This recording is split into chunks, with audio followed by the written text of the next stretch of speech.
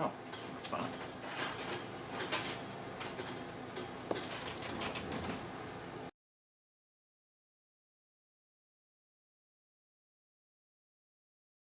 That'll do it.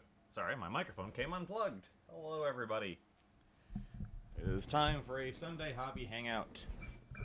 On this, the day of the 7th of June. It's a good thing 6-7 is dead, because otherwise we'd get memes about today. But no, alas, it is not destined to be the new 420. And thank goodness for that. Hello, Duke Moosey. Dang, it's on town now. I can't say he hates us. I mean, you can. I'll need to confirm or deny. Of course not. Alright, so what we have today, I hope the person power washing across the street isn't picking up. As always, I'm going to turn myself up a little bit. There we go. Okay. What we have today is, I've got this Zone Mortalis tile. If you're on the Discord, you've seen me making progress on this. And it's all painted. The tile part, we're not focusing on the buildings yet. I'm doing that next, which might seem a little weird, but there's a method behind the madness that will become apparent later. And it's painted, it was dry brushed, I weathered it, or rather I enamel washed it with MIG, Ammo by MIG streaking grime, which is more brown than the AK Interactive streaking grime, which is good, because I don't really like AK stuff for a lot of reasons.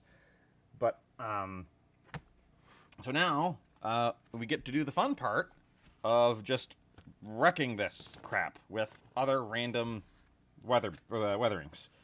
So I've got, things like the good old typhus corrosion here, which is just goo in a bottle. Hello, dangers in the grass. I've got, some metallics. I've got what I call the weathering contrast paints.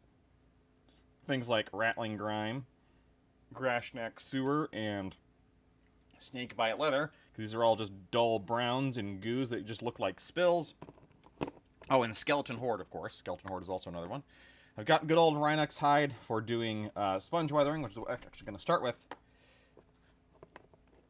And I've got some rust wash. I've got some rust paints. I've got pigments. I don't have as many pigments as I'd like. I only have black and this natural umber. I wish I had a rust pigment, but I've ordered some for later, but it's not going to make its way into this. So we're going to start with some good old Rhinox hide. One of the few GW paints I still actively buy because I've not found anything that has quite this type of brownish purple.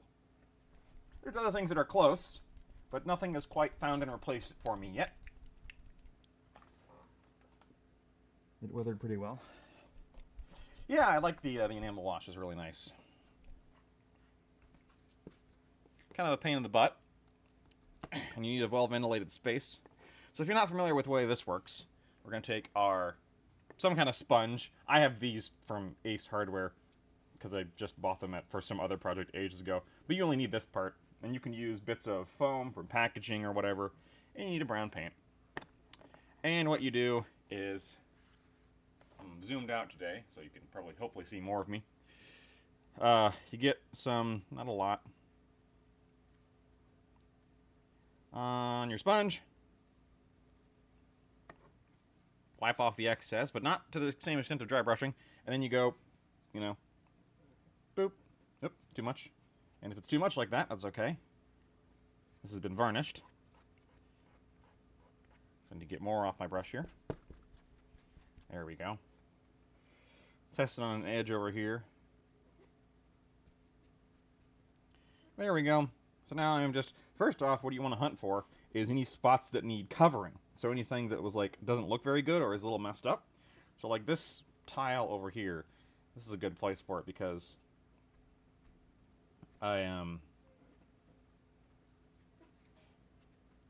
looks like I over removed the wash here, so it's a little too bright. Now you do want to keep it on edges and things like that, places where the paint would naturally flake away. It does not need to be every tile. Now the hard part, the thing I'm not good at here, is turning off the part of my brain that wants this to be symmetrical.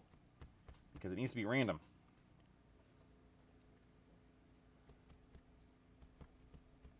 That being said, you are dealing with the Underhive, so, you know, everything is pretty grody.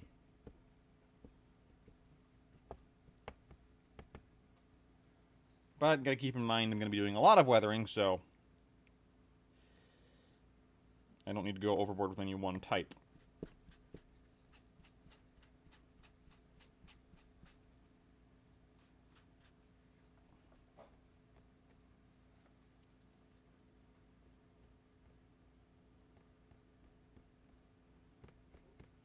So I'm gonna go around, mostly I'm gonna hit the edges of these tiles, because I think those are the spots that are the weakest. You can see over here at the top, I kind of tried putting the copper on the piping and then decided I was not going to do that for the entire thing. Would that add more visual interest? Yes. Probably also would have added like an hour of time. And I have 20 of these to paint. 18 to paint total. So, now I'm not doing all that alone.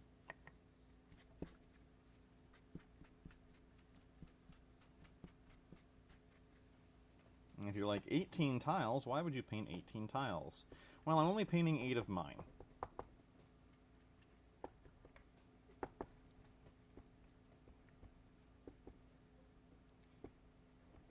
There we go. Just nice and stab, stab, stab, stab, stab, stab, stab. Yeah, I can really mess that one up.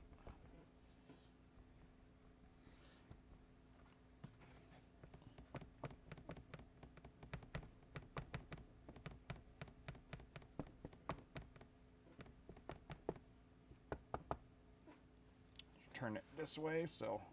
wait, I know. I missed the part. Missed the spot. Doot, doot, doot, doot, doot, doot. Oops. Need to... New start of the brush. Sponge, whatever. Which is fine. These are meant to be fairly disposable. And also I can just rip the sponge part off and replace it with another sponge later, which is what I will do. Get some in there. Oh, too much, but it's okay.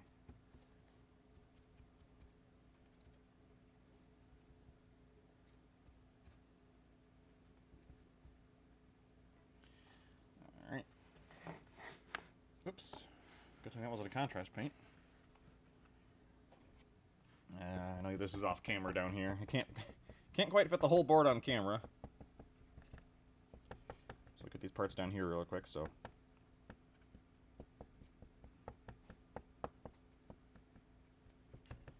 Alright, now we're back on camera.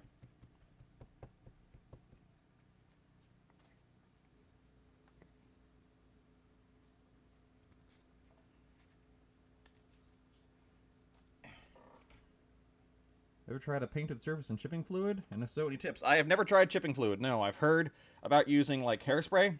Never done it. Also, hello. No, I've never tried it.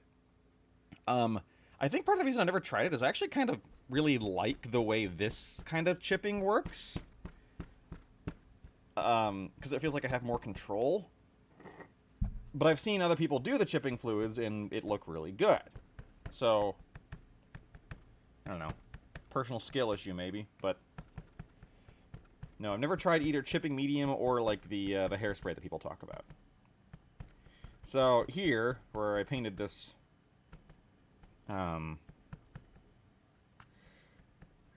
hazard stripes, this is a good place to put lots of it, because... Without this additional weathering, these hazard stripes really stick out as being, you know... too bright. So, I'm gonna goop the heck out of those. This is IMO Morphin. Have you tried it, Jenna? I don't know, because I know you sometimes do Gundam stuff, and I wasn't sure if you ever tried the chipping fluid or not. I have not. I don't think anyone on Mini's Rundown has. I found out that I'm the only one who had actually had familiarity with oil and enamel washes. Which is weird, because I'm by no means the best painter. Kevin and Cody are much more advanced than I am in a lot of ways. But, you know, that's just not a tool that they had in their toolbox. Now, I suspect they will, because they just needed a reason to do it. I'm kind of more of a terrain junkie, or at least a terrain painting junkie. Although, of course, Kevin did his wonderful video on how to paint MDF terrain and make it look good, which is not getting as much attention as it should. So, if you know anybody who needs to paint MDF terrain, share that video around. Because it's quite good, I think. Especially with this new 40K edition coming out, and everybody needing to paint up some new terrain, because everything changed again. I purchased a bottle some time ago, but haven't opened it yet. Yeah, I've got some stuff like that. The MIG enamel wash that I used for this, I hadn't opened yet, because I was like, well, I've got AK Interactive. Alright, so there we go. So now we've Rhinoxed everything. My hands are, of course, covered in brown. Looks like I killed a Smurf, a brown Smurf. A chocolate man? Yeah. Alright, what do we got next? Okay, well, on a tiny scale and for... Ow.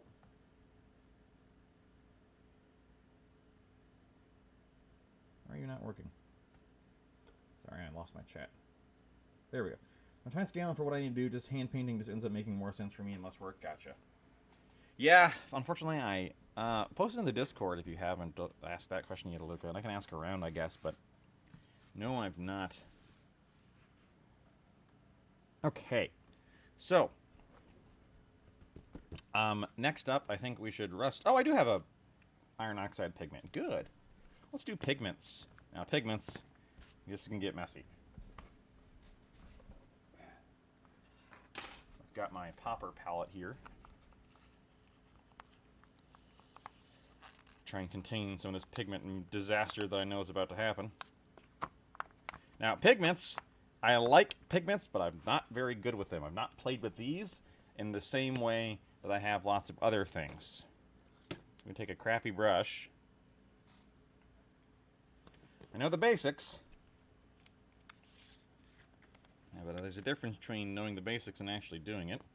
Alright, now don't sneeze.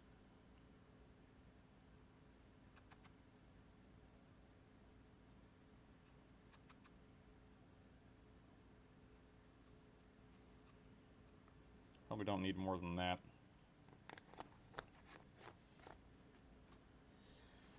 Okay, where do I want some rust? Well, let's make sure our brush is not too compacted. Okay, less is more, right? Oh boy, I'm nervous. Let's get in here maybe.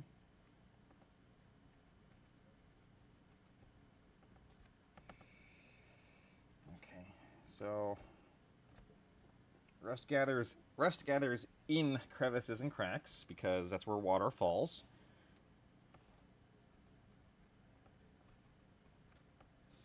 We can always modify this later. This is another nice way to add some really nice color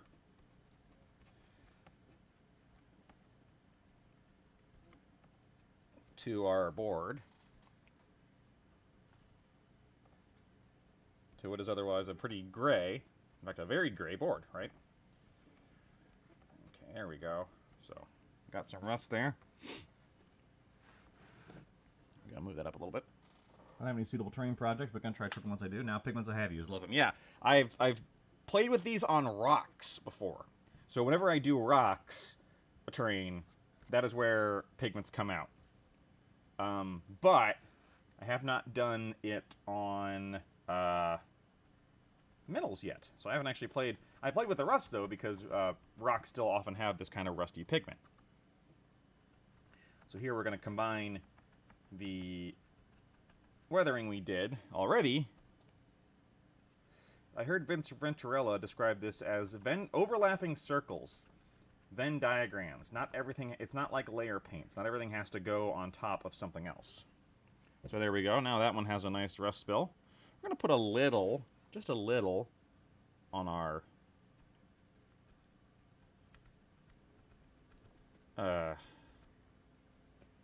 and the edges of some of our hazard stripes over here, but not too much because this already has a fair chunk of color to it. Alright, so again, this is a good spot to, like the tile right here. I don't know what I did with this tile, but this is far too bright. So let's gunk it. Let's just ruin it.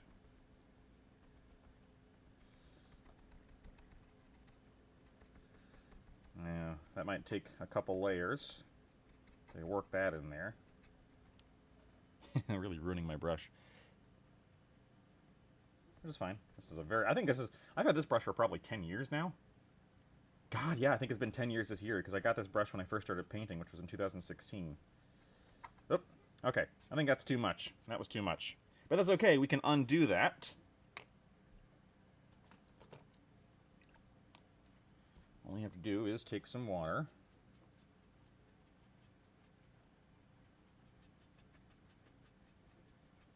I can kind of spread it around a little.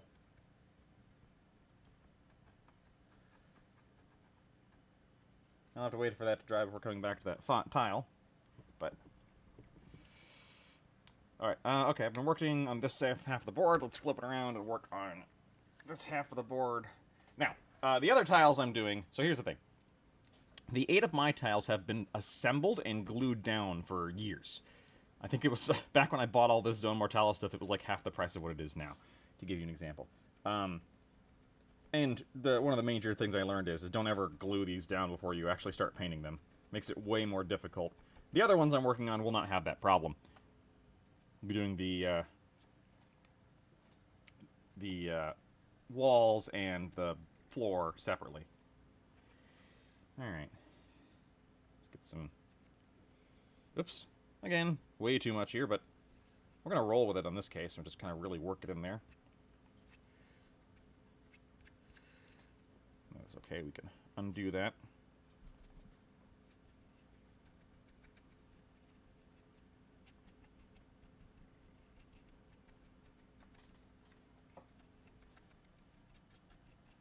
Nice thing is this pigment only really wants to live in the cracks and crevices, because that's where it'll stay. Now you can fix it with Pigment Fixer, or you can just really work it in there and then just let it dry, and then some of it will fall off, and that's fine. I'm going to get the rust off the tops, though. There we go.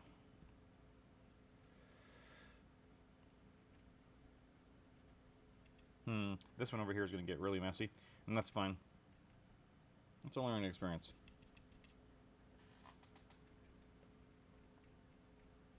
Oops. Oh. Got a bunch over here.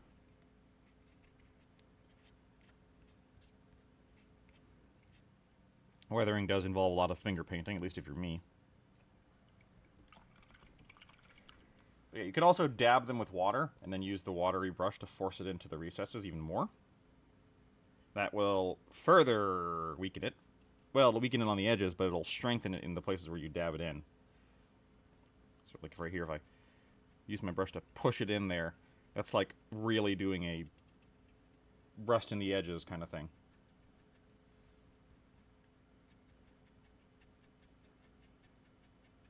You gotta be careful of tide marks, though.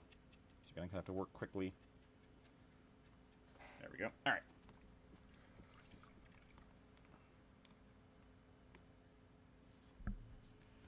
Comments. With water, the pigment dries up into a very uniform finish, so large surfaces are tough. Yes. Dry pigment is easier to layer. But letting it flow into the tiniest crevices looks real nice and realistic. Yep. And it is the kind of the funny thing about Necromunda Terrain is that we're going for a mixture of realistic and also this is a sci-fi fantasy thing, so we can really ham it up. Alright, we're not done with pigments yet. So here's a fun one. Carbon pigment, black pigment. I don't know why I'm shaking this. I guess maybe it does need to be mixed. I can feel this stuff not wanting to be in my lungs.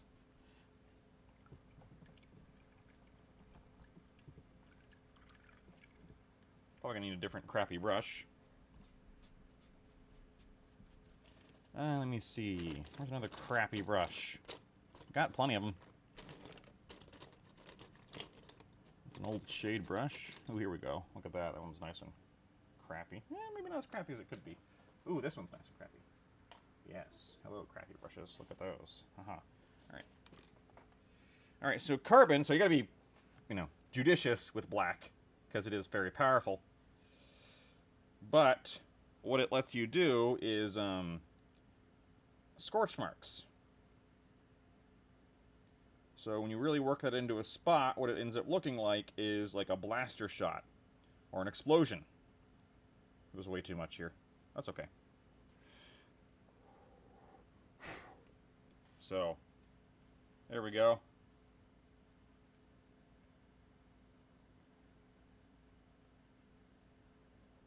Gotta really work it in there. That's the spot where a grenade went off. And we're gonna only have a couple of these.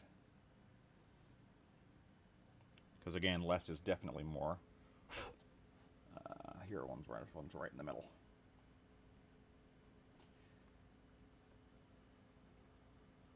I should put this in the, yeah, because I'm gonna, okay. Oh, that was way too much. That's fine.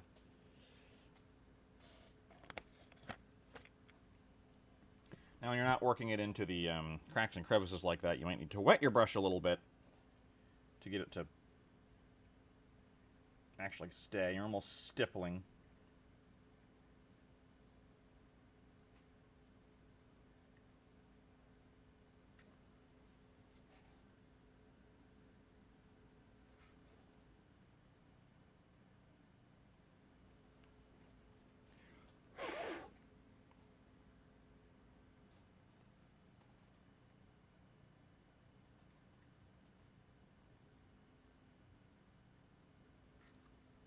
Dry brush to get the edges.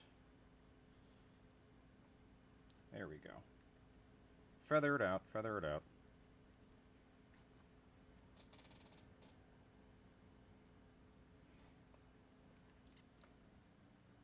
Actually, might be all I want to do on this. Let's get a little more over here.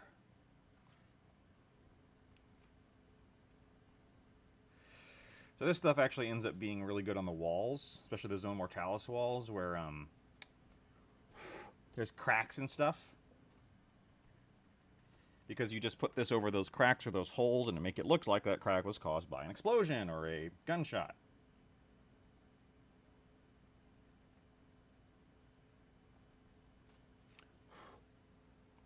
I'm really making this a big black blob. That's okay.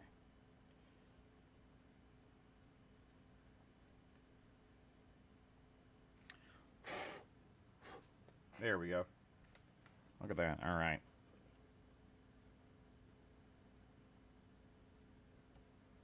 All right. So we used our black, we used our red. Last one. Earth, which I'm not actually going to use a ton of because this is natural umber. But I'm not going to use a ton of this one because we're not outside. So this kind of natural umber isn't what you'd probably see a lot of, you know? Doesn't mean it doesn't exist, though. Let me brush for this now. I'll just take a big scoop. Put it in there. There we go. Same thing, I'm not going to have... I do also have, like, green oxide and green earth pigment, but that is not what I think of as Necromunda, so I'm not going to put any of that on this. So, because as you can see, once I put this on here, I'll put it here. This is actually really good for dirt and just kind of... I mean, you could weather the entire board with this stuff, right? It actually kind of fades in. But green says life, green says... I mean, you can kind of make it look like toxic goo. But not really the pigments, in my opinion. So I'm not going to.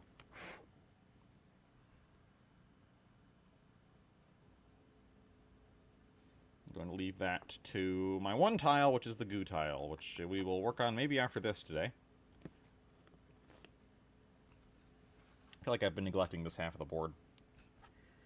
So here we go. Let's get this part nice and...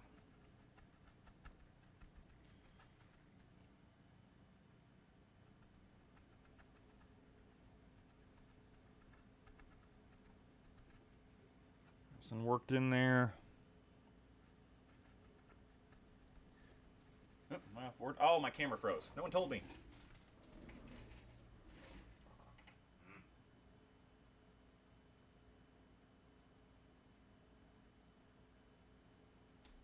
I hate that thing. Yeah, green pigments would be algae, and they could be. It just does not feel to me like green pigments belong in a Zone Mortalis tile. Even though in reality there's water down here and there are people, so there would be gross growth. But this is a great example of reality versus what we want to portray, which is that this is a lifeless, dead industrial world. There's almost no greenery at all. There's like no plant life. And the plant life that is actually kind of wants to kill you sometimes. So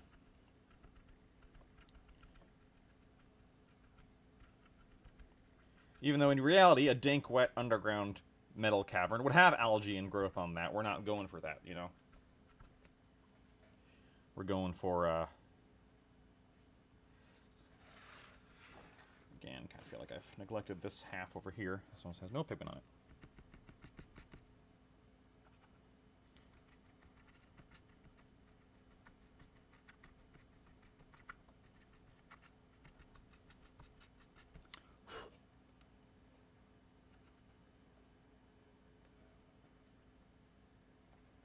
Yeah, now this stuff, this brown is just so universal. You could basically do this entire board with this stuff, and I'm probably going to do a lot of this board with this stuff. This is the one that's going to have a lot of, because it looks like dirt, but it also looks like light rust.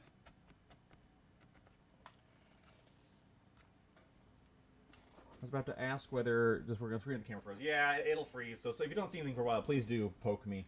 I don't know what's causing it. I think it's the cam link.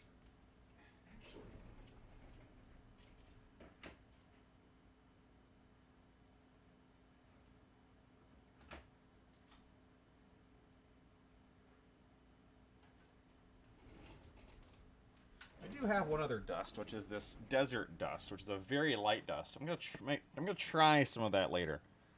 I'll be judicious with it. Alright, so right now, I'm seeing a problem where all my red's on this side and all my dust is on this side. So I'm gonna introduce some dust over here to balance it out, and then I'm also gonna take some red.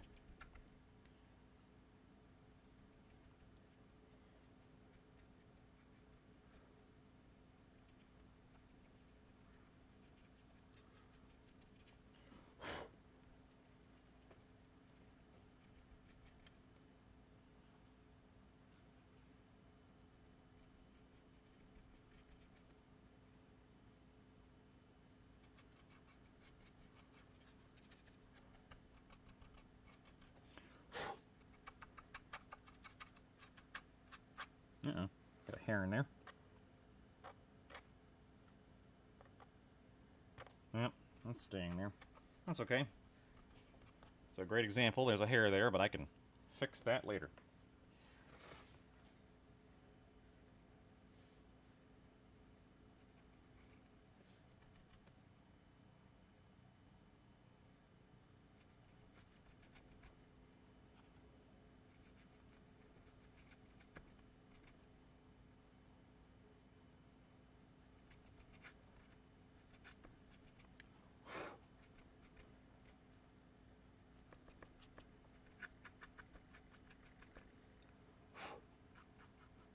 So right now, that looks too much. But all this dust is going to get dialed back by the washes and the varnish. There's one key thing with pigments, is they go on a lot brighter than they end up. So you're going to have to overdo it.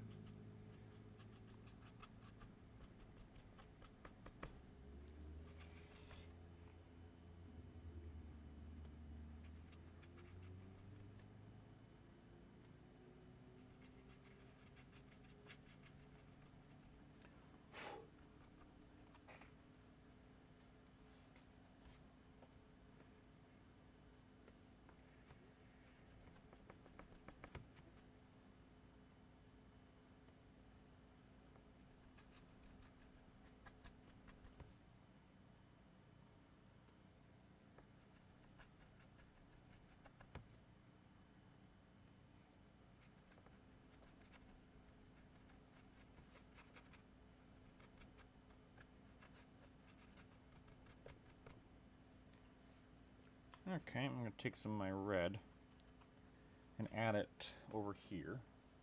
Because I feel like this place didn't get enough. There we go.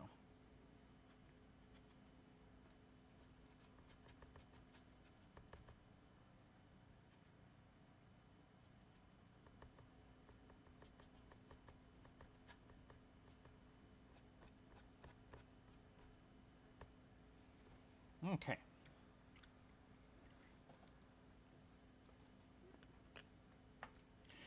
All right. I'm not gonna try the desert dust. I think it's bright enough as it is. All right. So time to do some washing. Got my light rust wash over here.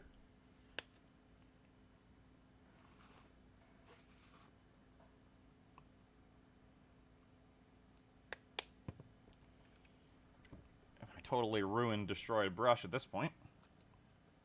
Your service will be remembered in the coming empire. And now we're going to kind of go over. Okay, this is. I was trying to use this brush as a wash brush, but it's dead, Jim. Into the garbage. Well, we'll use that for the typhus corrosion later. All right, so now we're going to take some of our rust wash.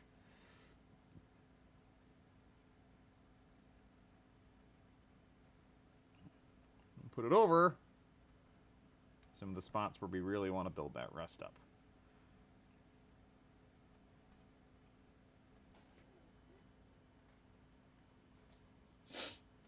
Okay, so now, as Lucas said, the way washes work with liquid is that they do tend to leave certain marks. So you got to be intentional and kind of stipply in the way you apply this. It'll come out in the wash, no pun intended. But if you just make a single, if you just, here, let me finish this tile and give you an example.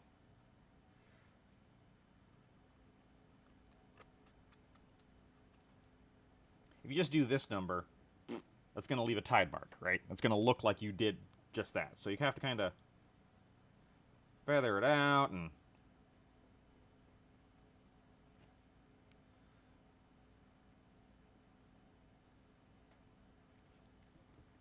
water it out.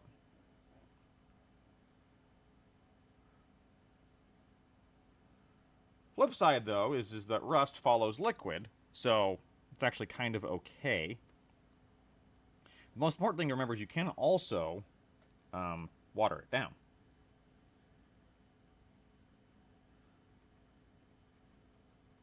So you can make this weaker if you want, if you'd like. This is what I'm going to do in a few spots here.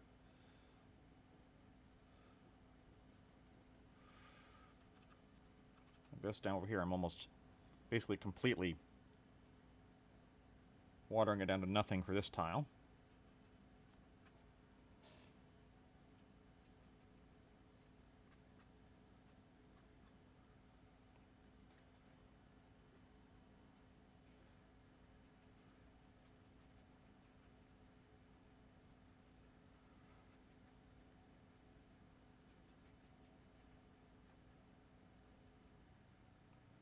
And you can see now that it's dried, in these places it's almost non-recognizable.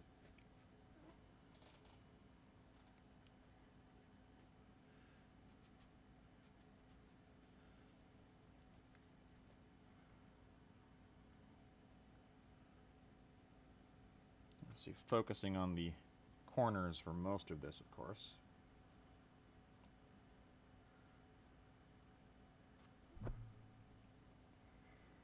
It's almost like a weird form of wet blending.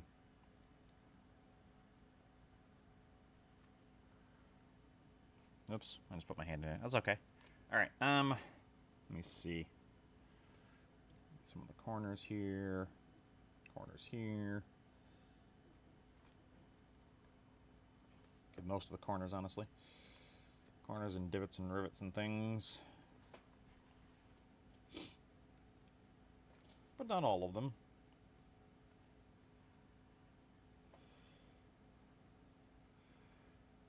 Once again, I've overdone that tile, I can tell, but that's okay. We can bring it back with some dry brushing when we're done. Aquilus 506, a property of painted metals that I didn't notice early on. Even as very red, orange, brown, it still has a shininess to it. Hard to pull off. Yes, and I don't know. The only way I know how to pull that off is either you do metals under it, or you do what I'm going to do, which is dry brush it when you're done. So it still has some of the metal pointing. My excuse for that will be that we're doing terrain, and therefore if it's not completely realistic, it's okay. But that is an excuse, and I recognize it as such. I've not seen a tutorial on how to do that one, and I don't know how yet.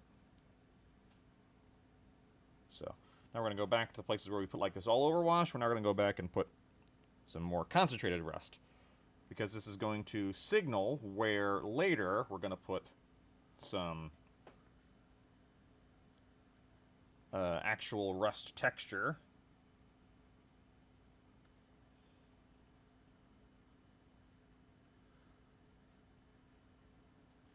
Yeah, this stuff really dries. Unless you really slop it on, like if I do that, we'll see what happens with that. But what'll happen with that is that one will be way more powerful than these. But yeah, unless you really slop this Vallejo, and it's just light rust wash. I really like it.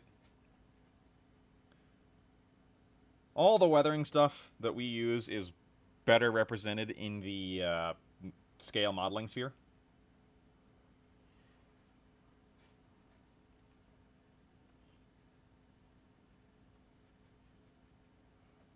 Now, I'm not going to put rust around the copper bits yet. We can play with some of that later. Because copper, of course, does not rust. Well, rather, it doesn't iron oxide rust. It has verdigris. So we will... I have some verdigris that I will put down. Some nilic oxide over there. Oops.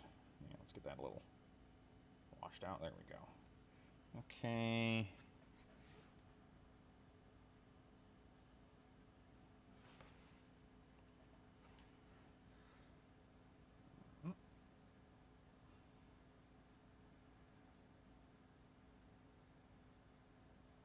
Oops, too much water.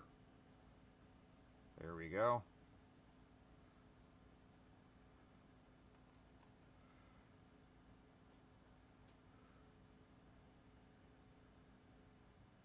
Now, the one thing I will not be doing is putting down fake blood. I've never been able to get fake blood on terrain to look good. Not saying it can't. I know other people have done it. But I've never ended up liking the way it looks. So I just kind of don't. That I say for like if you're trying to tell a specific story. Of like, oh, a great accident happened here or whatever. Flip you around. So I can get, there we go. So as you can see, what this rust wash has done is really, really dialed back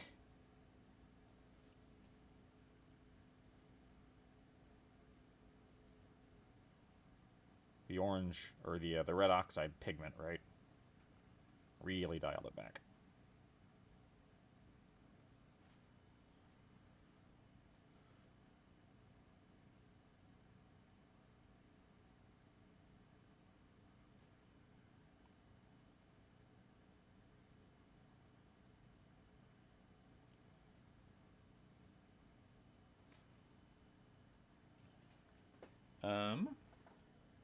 I just stipple stamp it with a ratty old brush, alternating between metal and rust until it hits a half medium. I'll try that sometime. Maybe I'll try that on one of my other tiles when I'm feeling a little more adventurous. Because I've got, 8 of these, 7 more of these to play with. And my plan is to play with them. Like, I am definitely doing kind of some exploring here. I've painted lots of terrain, but not to this level. I've always been more of a do it fast, get it done type. And, oops, sorry, I'm off camera. And, now right here, for example, we can kind of tell a story with this right here. We're going to put some really heavy rust buildup right here because this is under a pipe outlet. So we're going to say this pipe is leaky. We're going to have it come out away from the pipe. Why is it leaky? Great question. Nobody knows. Or here, where we can play, this is a drain, right? Doot. So again, leaky pipe. What does water do? Water flows in a, it flows downhill.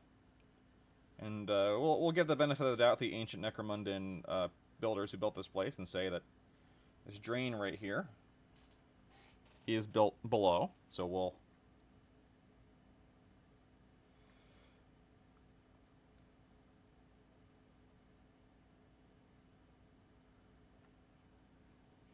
Now...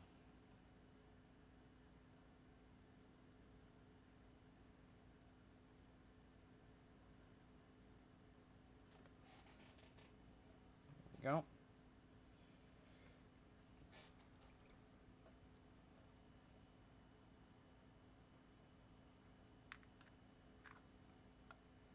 Feather this one out more. So yeah, when you really pile it on like that, you can see it gets really rusty. This one's more of a standing pile of water.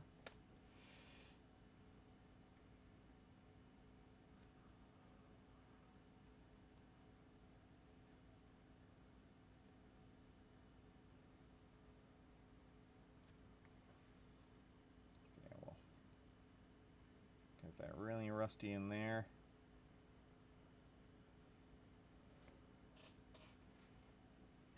Of course, when I do the wall, I'll need to add equivalent rust there to make it to sell it, right?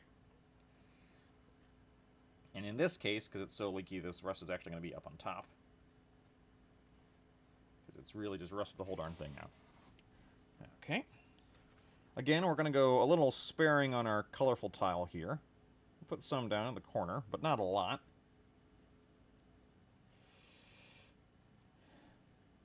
Kind of put it on our previous stipples.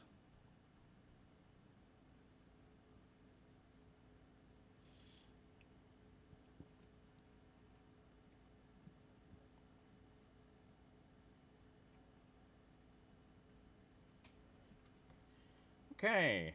I think we're done with that rust for now. That's the nice thing is we can always go back, right? Comment time. Mixed metallic with a regular paint of choice, and then dry brush with a regular metallic. Gotcha. Creates a contrast shininess. Base color is a very dull sheen. 3 points sepia ink, which I have. 1 part scarlet crimson ink. Ooh, that's interesting. Oh yeah, because it's scarlet for rust. I mean, yeah, if you tell me something I can do with terrain, Aqua, I'm gonna try it eventually, just because that's the fun. So no, I'm not saying you're telling me to do that, but I'm gonna try it later, because now I've heard of something I can try. And maybe I won't like it, and then I won't use it again. But maybe I will, and I'll have a new tool in my toolbox, right? Even if there's nobody with a mop and a bucket around, I assume blood stains don't last all that long on metal flooring. Well, here's the thing: blood, is not to be macabre, but blood doesn't dry, blood ends up drying into a color like this, right? That dark brown. Because your blood, the reason your blood is red is it's full of iron oxide. And when it finishes oxidizing, it turns into basically brown iron rust, right? So, Alright, I'm going to go get the Nilica, because I'm only going to put the Nilica... Nilic oxide. Actually, I'm going to put the Nilic oxide in basically 3 spots. We'll see how this goes.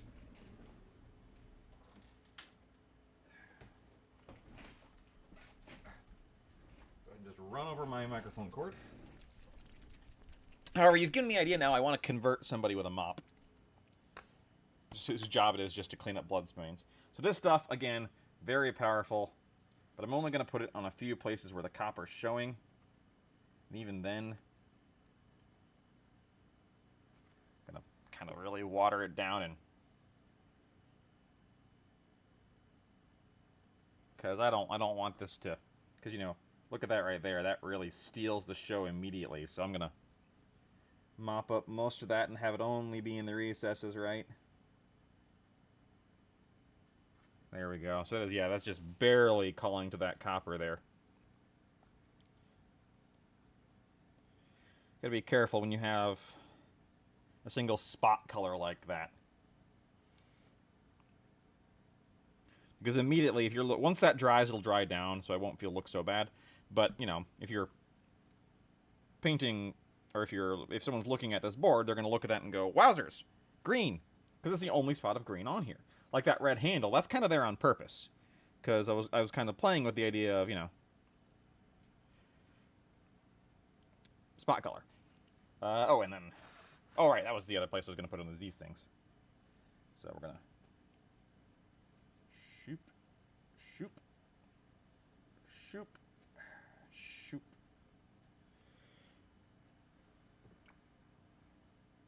And then we're gonna, I don't think you guys can see this on camera. Sorry. Paints the 2 copper things, proceeds to be off camera for all of it. Yep, watered that down too much. I have not played with anilic oxide before, or rather, it's been a long darn time. So I'm kind of stumbling out of my element here.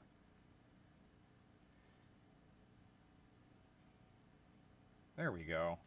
See, now I wish I had see what I would prefer is an oxide, a verdigris pigment powder. That would be more my speed. There we go. We'll see how that dries. Yep.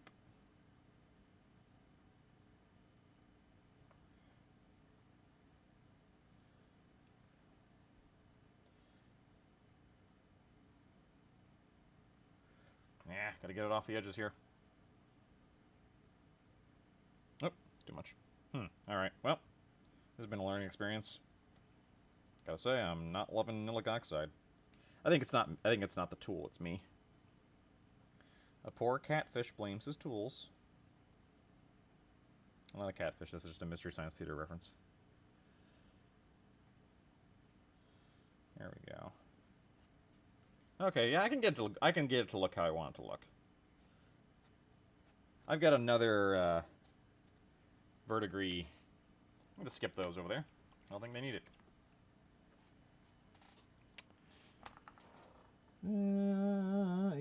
The Indian ink is just for the bloody parts. Better for oxidized blood that's soaked in a soil or porous material. For fresh, I would use a paint. Yeah, I've got the blood for the blood gut over there. Though being a massive squeamish hemophobe, I am not in a hurry to use fresh blood. I've also got this stuff, verdigris. Let's see what you do. I think this is literally the same thing. This bottle is probably 10 years old. So.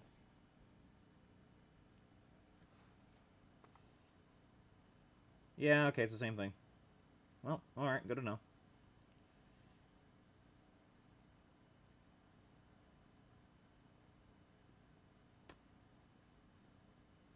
Yep. Less is more here, right? So let's get that off my fingy. There we go. Well, the nice thing is, I know just the way to dial that back. Although we'll have to wait for it to dry to do so. Because now we come to our not quite final step. The final step will be a metallic dry brush, but here's the thing. I'm not doing the metallic dry brush until after I varnish this, because I'm going to matte varnish it. But doing so will kill all of my metals, right? So if I metallic dry brush this, which I'm going to do some metallic stippling before that, but, you know, if I do my metal dry brush and then I varnish it, I've just murdered all my metal. So what I'm going to do instead is I'm going to dry brush it, or varnish it, and then I'm going to metallic dry brush it. Alright, so now we have the fun contrast paint time. Oh, I do have typhus corrosion. So here's the thing, typhus corrosion, it's not a bad paint. It's actually very powerful. But it's almost too powerful. Cannot be contained. Because this stuff really gunks up wherever you put it, right? So I find it great for, like,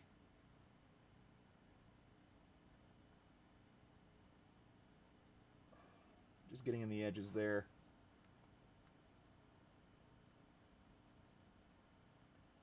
I find it hard to make this stuff look non-intentional, basically. But it's good for covering up sins.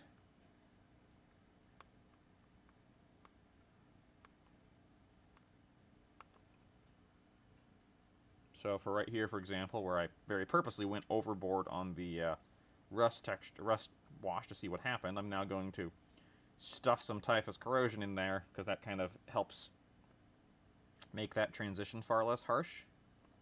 Or down here on my tile, which is all messed up, I'm going to put a bunch of typhus corrosion here.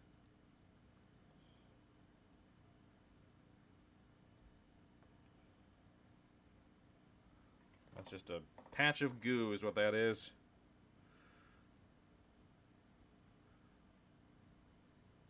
Okay. I'm not going to put any on my hazard stripes, because that'll ruin it.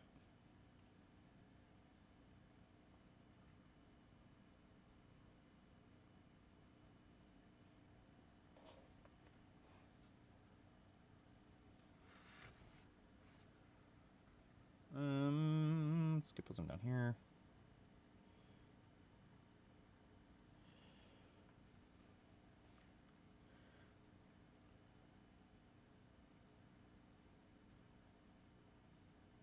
It's also hard to feather out typhus corrosion, because it's, you know.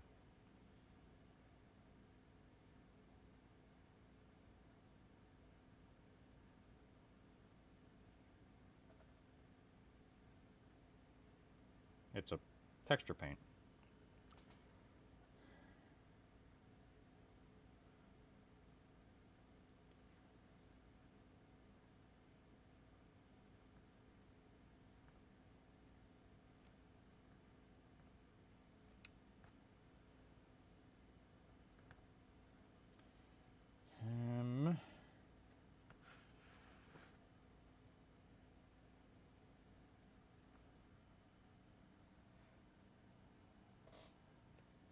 Oh, I know what'll make this more balanced.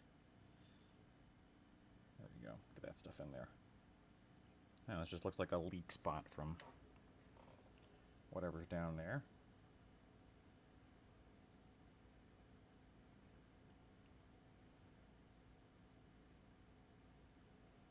There we go. Typhus does also, I need to let that dry fully. And then dry brush it, because it does benefit from a nice dry brush to really make it like pop out. Alright, let's not overdo it.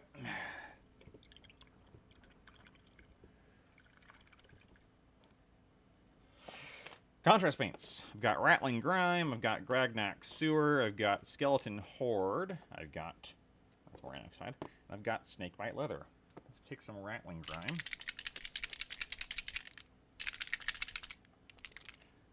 Get my handy dandy don't spill your contrast paints thingy. 3D printed. Yes, you can buy one, or you can print one. But not everyone has a printer, right? So this stuff is kind of strong. So again, we're just going to kind of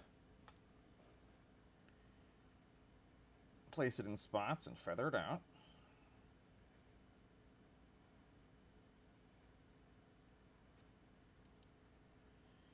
But of course, because it's contrast paint, it'll do some of the work for us.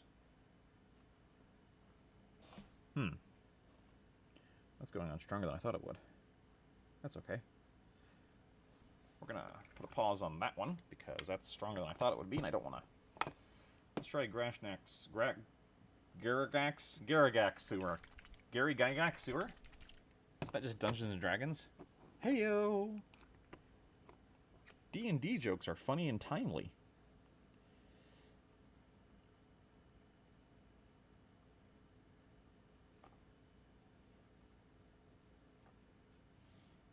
Yeah, that's a little more what I was thinking.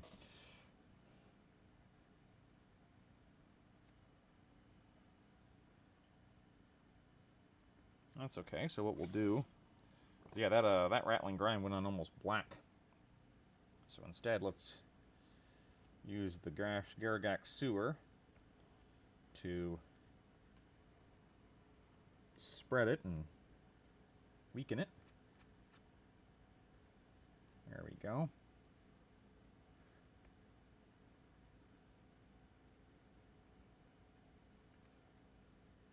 This is all going to get dry brush metal anyway, so honestly, I'm probably just going to do the whole... This whole thing could be a...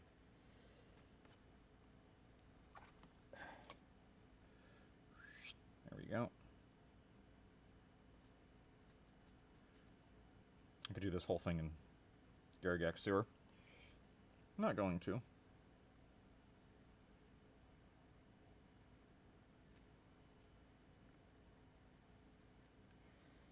And nice thing about the contrast paints is you can water them down a lot, still get a really cool effect.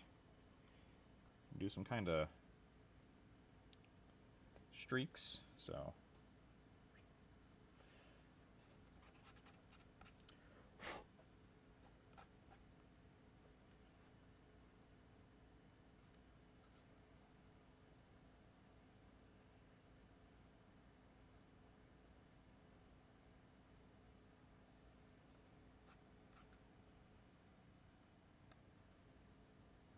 almost panel lining with this.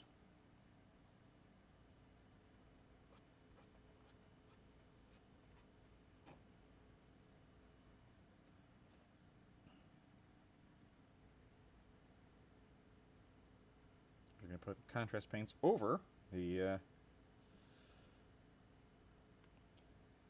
typhus corrosion I've got over here.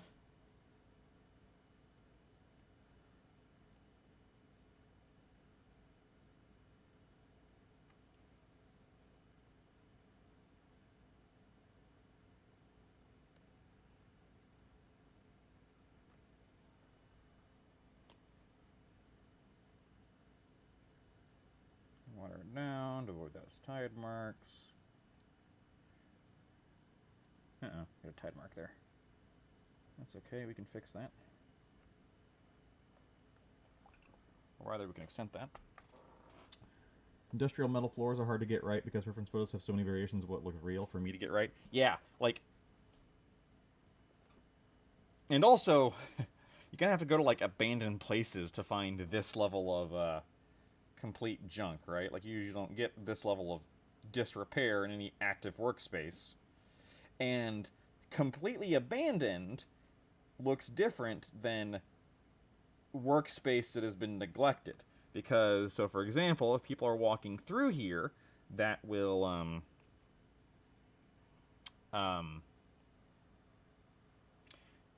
their footprints rub things, you know? Okay. And this is where snakebite leather comes in, because snakebite leather is an even different goo that is even more just dirt colored.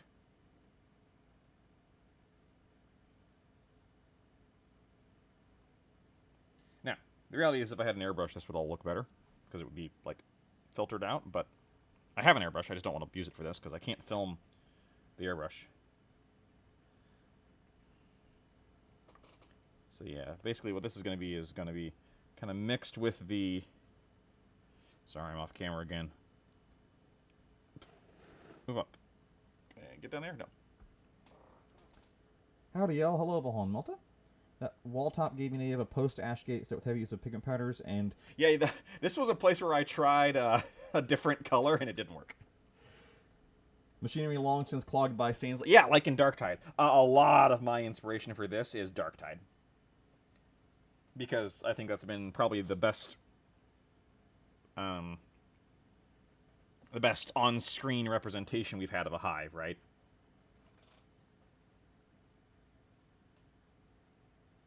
At least in the first person that you actually get to see. Oh, I can finally join this. Going to go set up now. Hello, Sky Shield.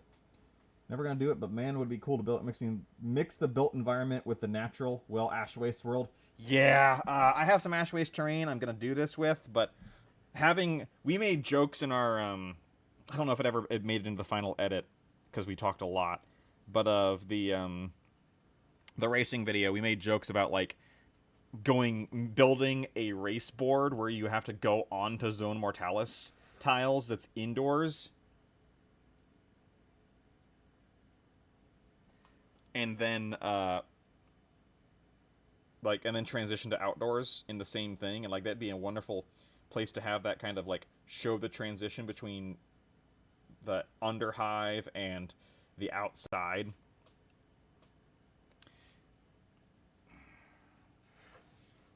Okay, so I think what I've learned is that, oops, well, first off, get that off. Typhus Corrosion, I don't know if it's an old bottle, if I were just misremembering what it did, but that is a lot darker and a lot less attractive than I thought it was. So now what I'm going to do is fix my Typhus Corrosion mistakes. Because I don't like the way any of the places I put Typhus Corrosion looks. So, how do we fix that? Well, dry brushing, stippling. I need to bring it back into the world. Also got snakebite leather here.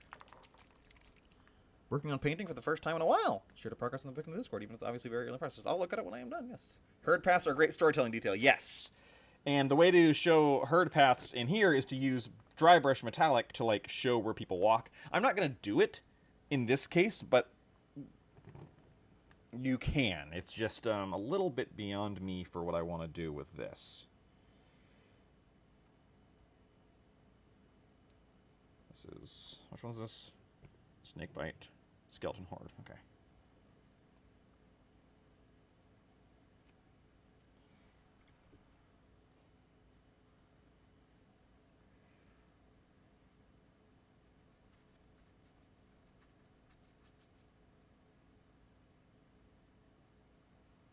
There we go. Okay, so what I'm going to do is I'm going to use snakebite leather to tie in all the areas that I mistakenly put down Typhus Corrosion that I'm now regretting. But this is very much my test tile, so I don't feel particularly bad about that.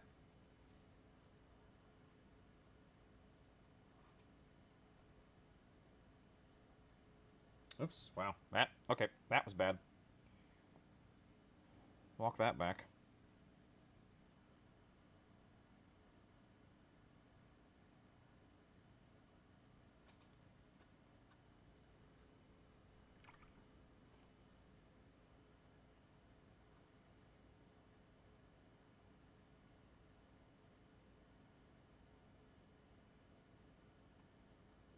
It does not matter if tide marks are realistic or not. They never look good, so you always want to remove those.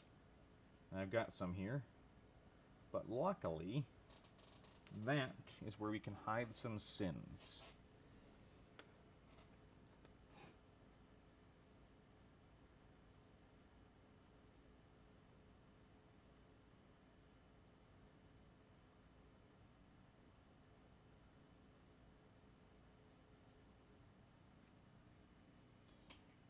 Okay, so, yep, definitely seeing the Typhus Corrosion is something I will not be using again, at least on this, our Trench Crusade? Yeah, we have a Trench Crusade channel, too. Yeah, I mean, heck, we just filmed another Trench Crusade video. We are certainly not, like, I know Necromunda's kind of our shtick, but we love lots of games, and any games, honestly, as long as you're not, I don't know, I think the only game that would not be appropriate to post would be... I'm trying to think of an example of, like, a really terrible, like, off-putting game or something like that. I don't know, if you were playing Bolt Action and you posted nothing but SS for 6 months, I might start to get a little annoyed. But I'm not, like, you know, I have a Conflict 47 German army, you know, so even then I'm not... But yeah, please do post any minis you finish and finish projects. They don't have to be for a game. They can be busts or... Yeah. I wonder if I should make a category that is purely for Necromundas, so people don't think that they can't post non-Necromunda things, but, I think it'll just get fixed with time.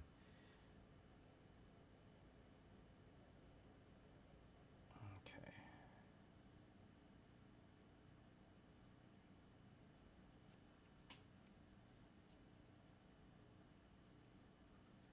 There we go. Alright, got that one anchored in. Need to anchor in this one over here with some snake bite. Little bird, poop on elevated place in the spot below them are suited to that says now we're getting somewhere, yeah. Oh, you're saying that because they're a core orbit and some of the models might be a little bit meh. You can always spoiler if you... Sorry, I missed that second part. Yeah, I mean, like, you know, it's one of those things. We all we might not be able to define what a mini is to not safe for work is, but we all know it when we see it. I think we all know the difference between something that is a lot and something that is designed for titillation. We don't have a not safe for minis, a not safe for work minis channel, but if you're within doubt, I mean, we know what Trench Crusade is, right? So you can always spoiler it.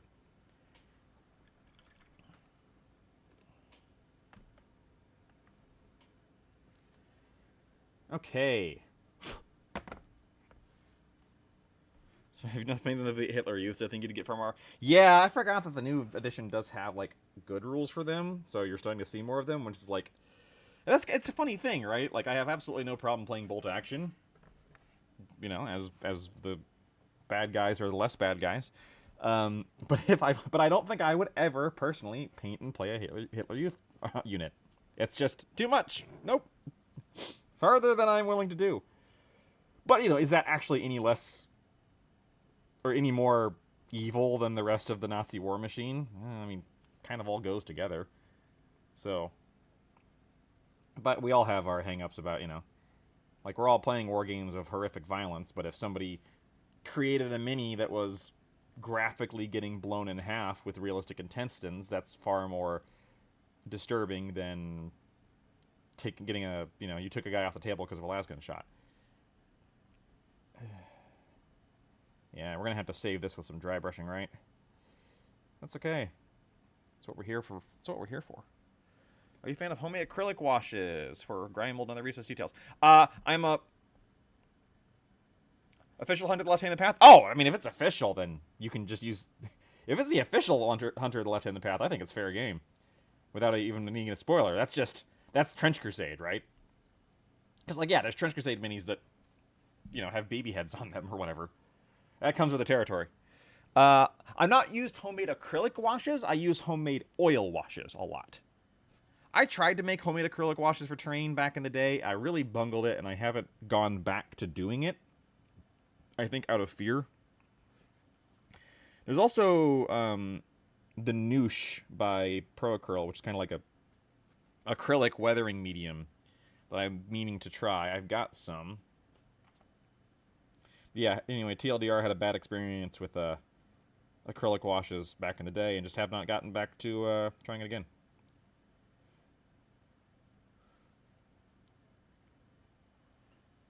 Okay, so we've mostly salvaged most of the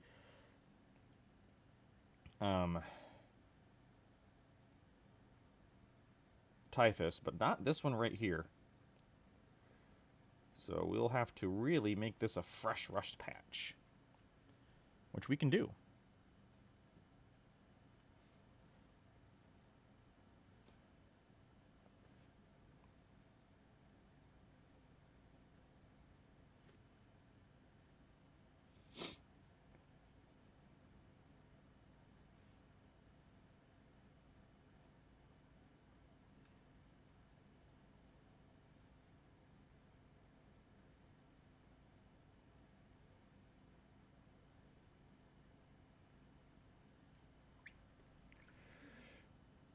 Another thing that worked, and it was entirely by accident, was using brush rinse water on stonework. Yeah, I mean, yeah, I can see how that would work. Oops. Dang it. I went too long, and then left a tide mark. So let's feather that out.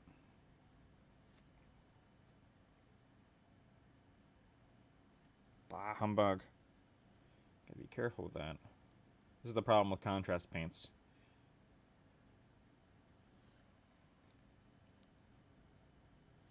Alright. Okay, so we've kind of tied in most of our corrosion. We just need to let this dry for a little bit. I'm not happy with that. Get.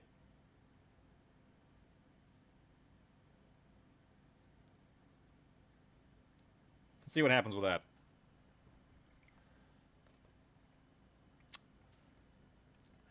What would you recommend? Terrain. I don't have it on me right now. So this was an enamel wash, and an oil wash functionally does the same thing as just making your own. Terrain is what I use oil washes for. All day, every day, any day. I've never used oil washes on a mini, but yeah, I just bought the cheap, you know, cheap oil paints from the craft store, Michael's, and then mix them with the right amount of thinner. You can mix it to your various amounts. You mix black and brown, throw in some green for a little bit of variety, and you just put that on terrain. You let it soak. That's how you get terrain done super fast, and also looks really good. I would make a video, but my video process for that so far is literally just copying Vince Venturilla's video on it. If you look at 9 tips for getting terrain done fast, I believe is the name of his video. Or maybe it's 5 tips. I don't know. Either way. Hello, Josh. Hello, chat. How are we doing today? Those hazard straps are looking great. Thank you. Yes, I'm very proud of those. I'd like to thank this masking tape for that. Ah! My camera froze again. Grumble, grumble, grumble.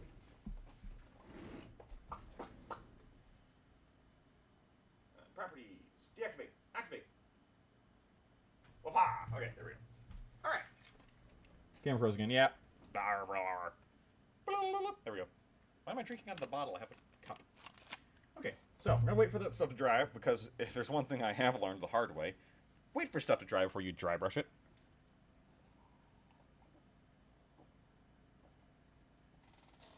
What we're going to play with next is rust.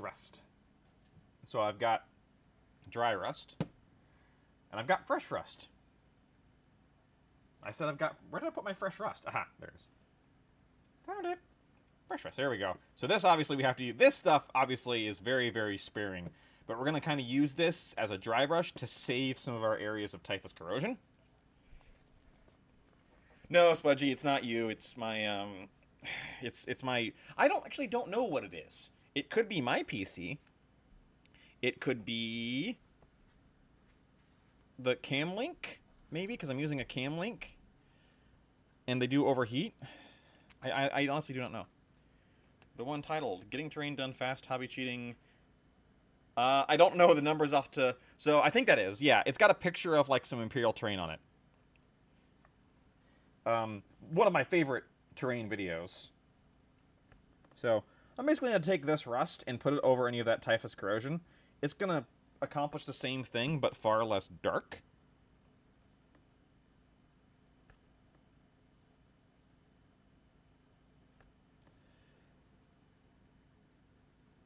Because, yeah, that typhus corrosion just doesn't look like it belongs.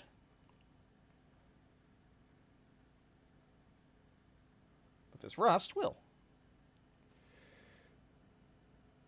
Melta, Ormel, Orta. Well, the problem with calling him Valhalla is that Cody's username is Valhallelujah. However, I just call him Cody. There are some who call me Tim. Yeah, Vincey V. If there's a technique you ever see me use on channel, it's a 90% chance I learned it from Vincey V's videos. Man is a fantastic teacher. And B, I mean, literally award-winning painter. One of a few golden demons under his belt. I also love the games he makes. I'm a Vincey V fanboy. Definitely. Guilty as charged. I'm kind of sad I'm missing... Normally I go to Tabletop Minions Expo, which is a very tiny convention in Oshkosh, Wisconsin, put on by everybody's favorite Uncle Adam. But I could not swing it this year. Just could not afford it. Which is a shame. Because I like it. It's a expo about, like, indie games. Like, people bring their, like, homemade games there. You know? And play them.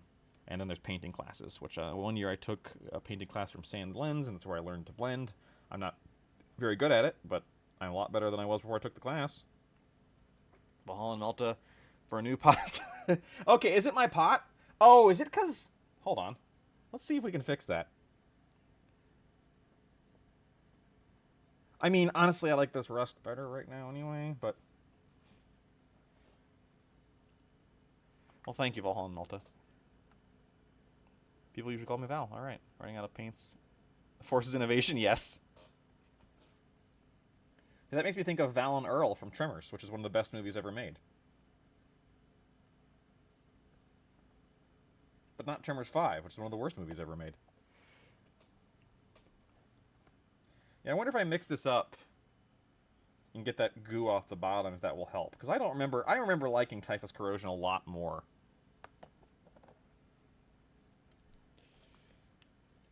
Okay. That makes sense. I'll mix it up here. I've got a stick here. I can mix it up in a second.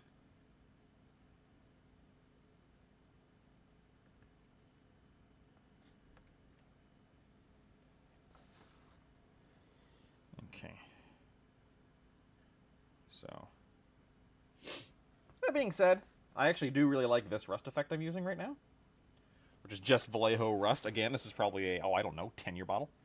Sometimes I wish I could come and watch Crafting Movies with Josh. I've thought about trying to like host a bad movie, watching that on Discord. I can't really stream the movies to watch, but we could do what I always used to do with other friends. I don't think Happy Code Monkey is here, but she and I used to do this all the time, which would we'd watch them like simultaneously. Because if like they're free on Tubi, then anybody could watch them. That being said, I don't know if I'd be terribly entertaining to watch a movie with. There we go. All right, let's see if we can mix up Typhus Corrosion. Where'd you go? There you go. Okay, I've got a tool for this. Hold on. I've got a thing for this. This is my thing for this.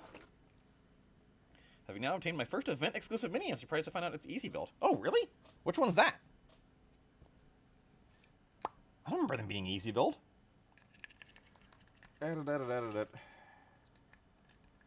Uh-oh.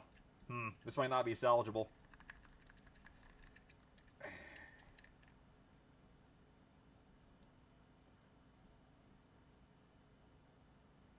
Okay. That's behaving a little more like what I remember Typhus Corrosion, but this might have just sat too long. I got this bottle, oh, I don't know. Not 10 years ago, but probably 5.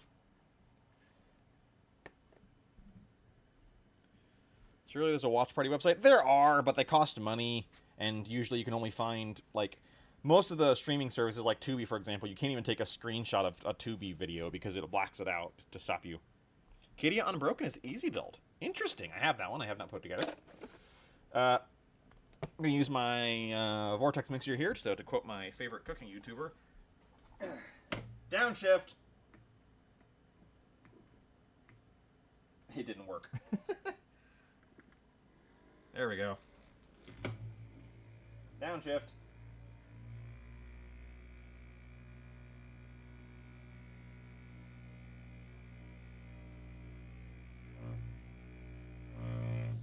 Alright.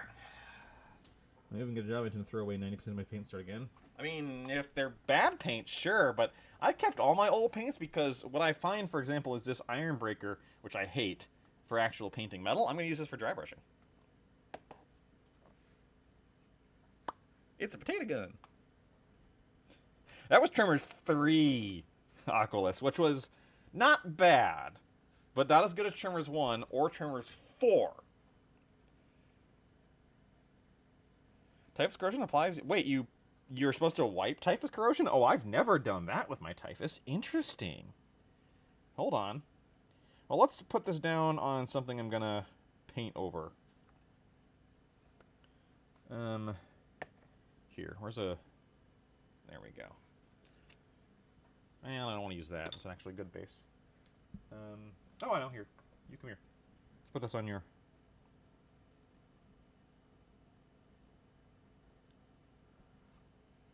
I once Typhus Corrosion the entire bottom of a Wall of Martyrs terrain piece, which I still have somewhere.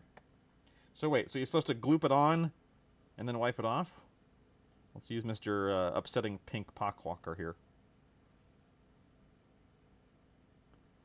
So, because I always just kind of put it on and then like let it texture and then yeah, I think this bottle's bad. It's not doing what it's supposed to do. Plus the Hunter, I hope no one minds the Viscera. Oh, no one's good. It's look, if you put it in the Trench Crusade channel or put it in finished, like, worst case, you can always spoiler it, but I don't think anyone's going to mind. And if someone does, we can spoil it for you. It's later.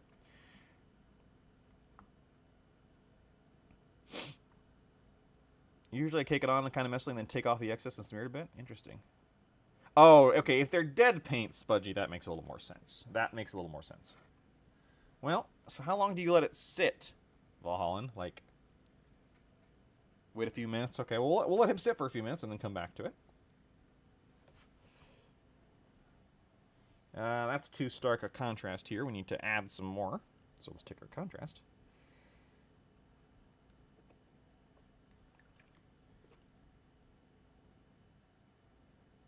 we go.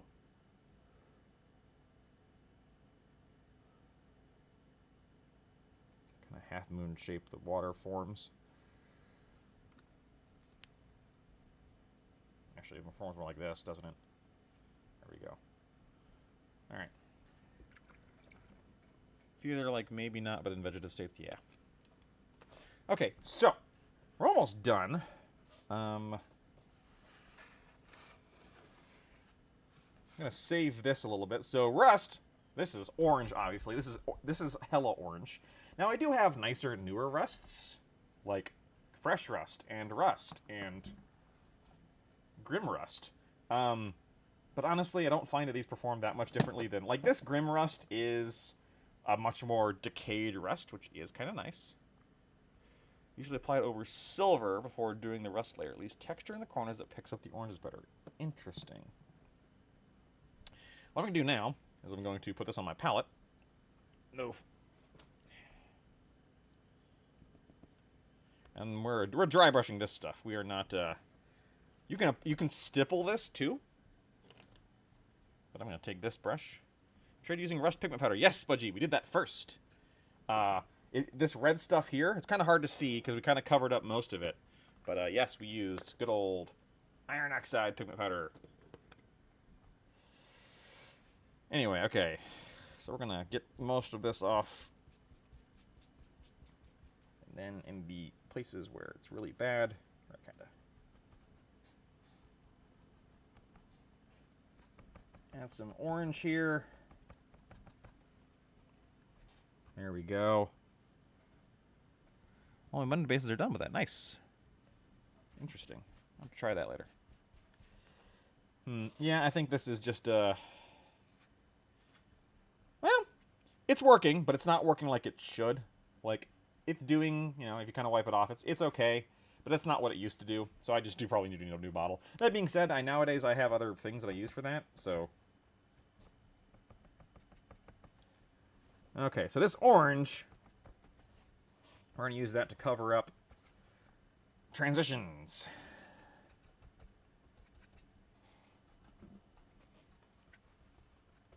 And, yeah, really stipple that in there. So that's fresh rust.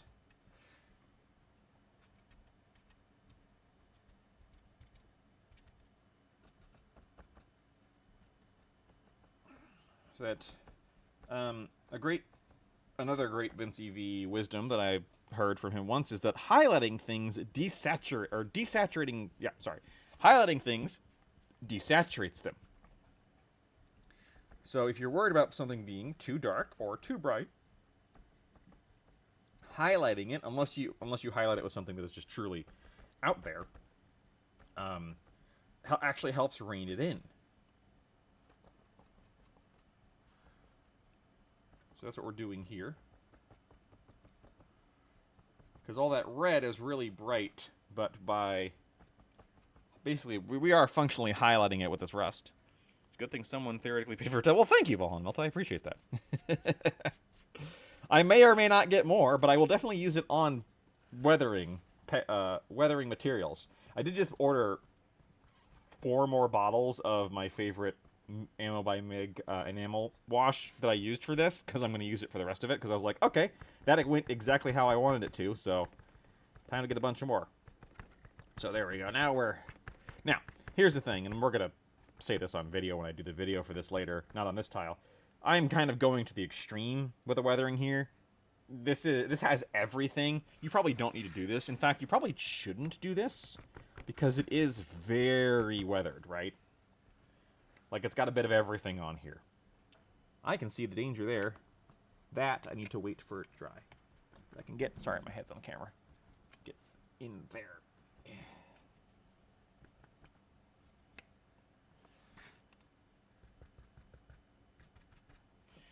I feel a burning in my soul, and I know what it feels like.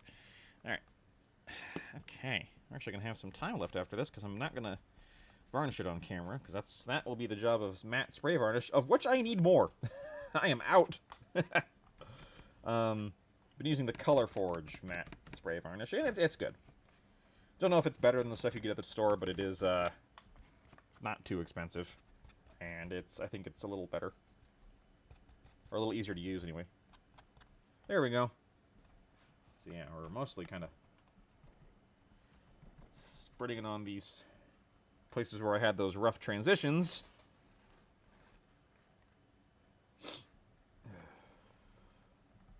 Like right here.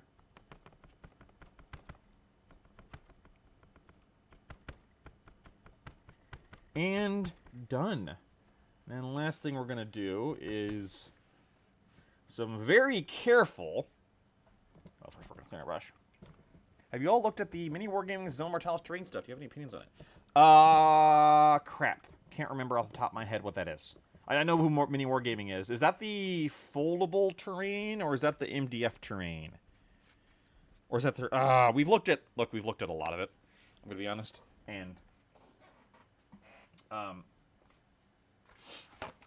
because, you know, spoiler, the upcoming video is going to be Zone Mortalis stuff, right? I'm not going to go into what it is, because it's more than you think it is. But, like, so we've been looking, and we kind of went to the 9s, but there's cheaper ways to do Zone Mortalis than buying Games Workshop tiles, right? And in this economy... So, but I have to look up what that is really quick. That's how you do weathering, though. You start small as you keep fixing things until you find yourself with something that's been left outside in the rain for 2 centuries. Or in this case, 10 centuries. Or 20 centuries. Or 30 centuries. I'll move, you stupid YouTube thing. Okay. Mini Wargaming Zone Mortalis? I don't remember the name of it. The Hidden Genius of Zone. That's from Zone. Zone Mortalis compatible terrain?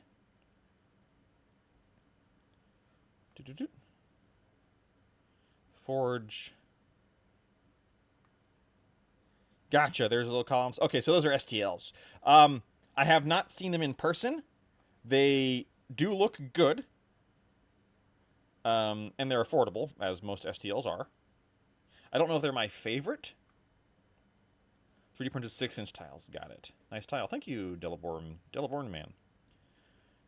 Modular enough for variety, but not so modular. Table takes forever to set up. Yeah. Depths of Perdition. So now, okay. This is as much... Okay, well, the last thing we're going to do is... I've got Ironbreaker here, and we're going to very lightly and very sparingly... I'm saying that more for myself than for you guys. Oh, God. That has sat there way too long. Okay, we might not be using Ironbreaker. Downshift.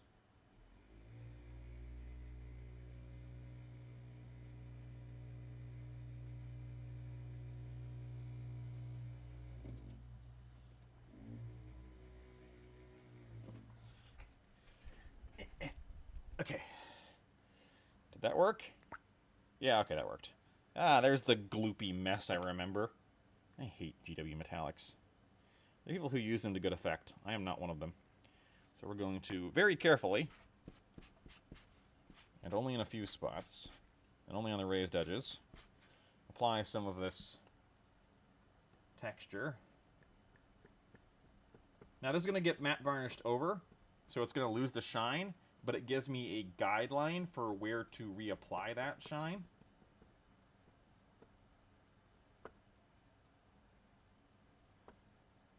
Because once upon a time, hundreds and hundreds and hundreds and hundreds and thousands of years ago, this terrain was metal, right? Everything here was metal.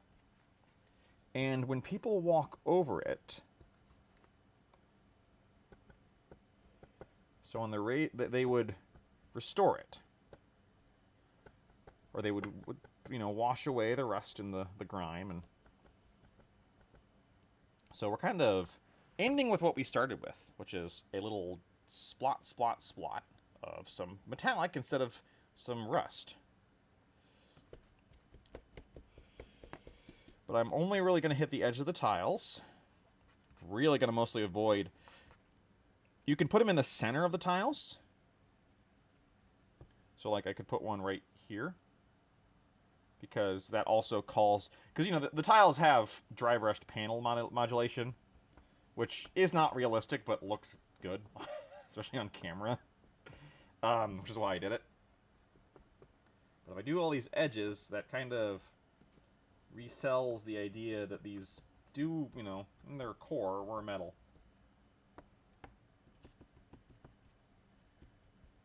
Even if it has been a very long time.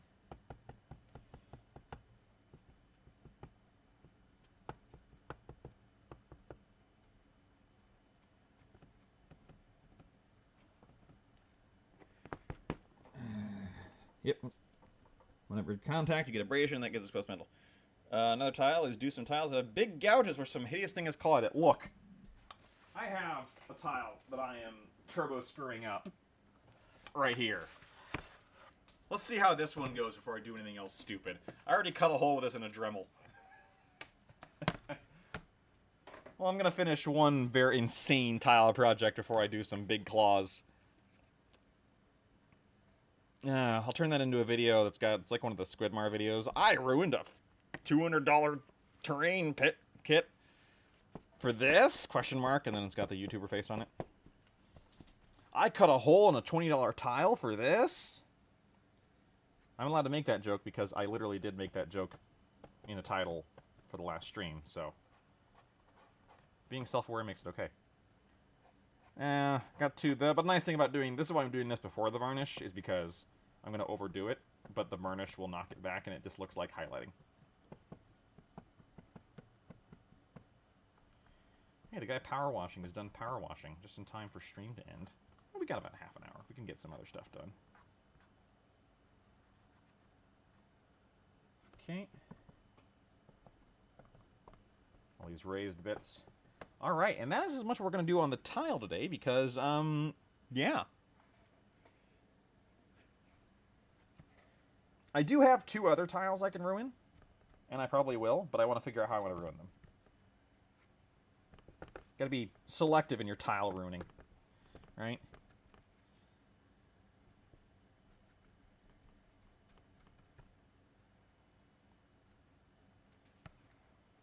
There we go.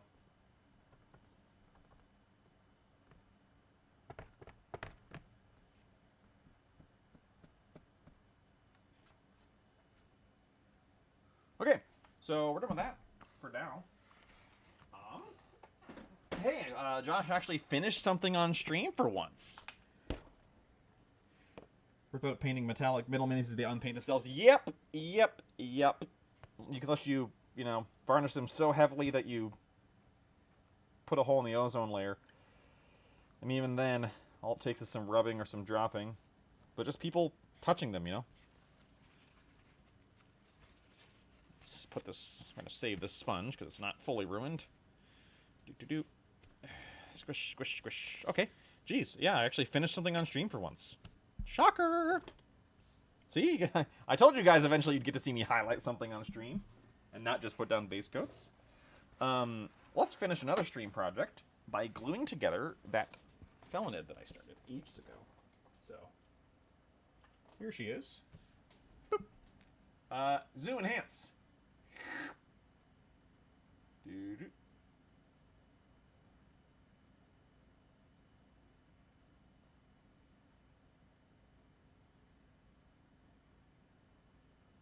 Does that zoom in and enhanced? There we go.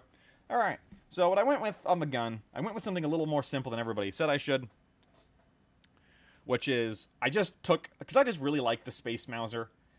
And I just put an extended magazine on it. And the main reason I did that was A, because I really like the Space Mauser, B, it really worked with this mechanical arm, and C, I can say this is anything in-game, which is really important to me. So we're gonna, I did have to, reinforce her ankles because they're so skinny that over time that actually kind of gotten ruined by me bending her. The one last thing I want to do with her is I kind of want to put this servo skull on her to tie her further into 40k. So I could do a couple different things. It could replace her tail. I actually don't like that idea. I could put it on the small of her back, which means it would be facing that way, which I kind of do like. Or I could put a mechanical bit on the small of her back and attach it to that. So an example of that would be, let me see, where'd it go? I think I took it out and put it somewhere. Oh, I've got like this mechanical bit, or I could cut the top off of a Skitarii backpack and kind of attach it there, maybe. Let's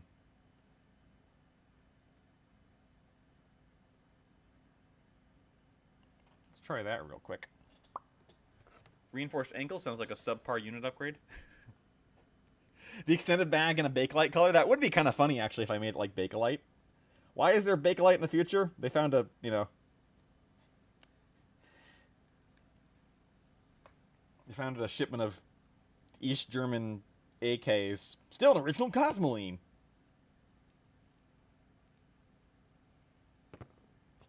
So come on down to Prepper's Paradise. We've got hardcover softcore, softcover hardcore.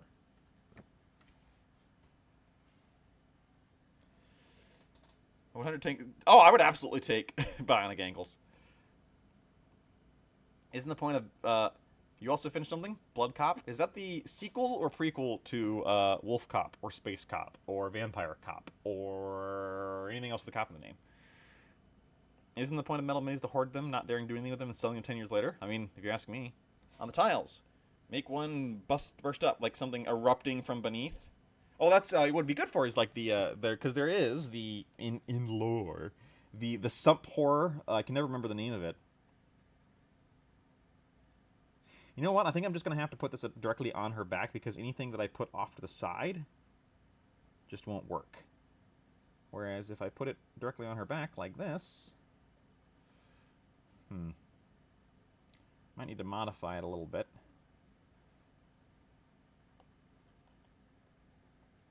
Yeah, that'll work. Okay, well, let's clean this up and get it on her. God, you can tell I cut this out in 2016 because I didn't bother to clean it. Like a Neanderthal. Where's my knife? Sanguine Squad. Ooh, good name idea. Oh, there you go. Reinforced ankles gives you a reroll against dwarves. Love the Sunday streams, bro. Thank you. I will keep them going. More for me than anything else because honestly, this makes me paint.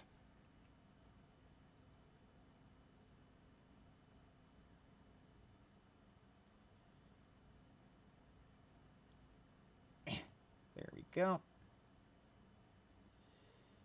Now, of course, by putting on a servo skull, I am pretty much immediately dooming myself to break it off someday because that's what these things do. But she's already 98% spindly bit, so, you know, what's one more?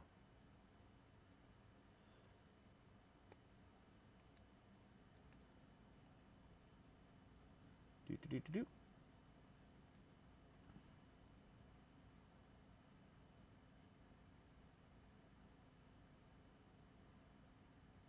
Get my file in there. Gosh. How many connection points does one flippin' servo skull need to the sprue? Well, probably 1 billion, so it doesn't break off. A smart man would take that as a warning. But I've been accused of many things. RIK 40k Firstborn. Hey, if you want 40k Firstborn, may I suggest you look up Scrungaloids on Cults 3D.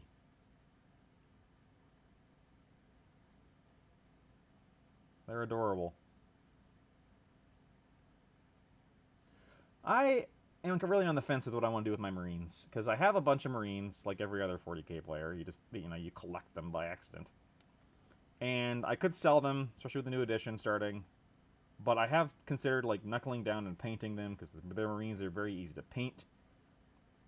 You know, originally I started painting them as Dark Angels.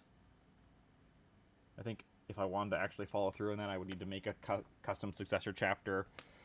And if I do that, I don't know what I would make them. Okay, let's get this on first. So, that's worn away. Hopefully this is enough. I don't need to...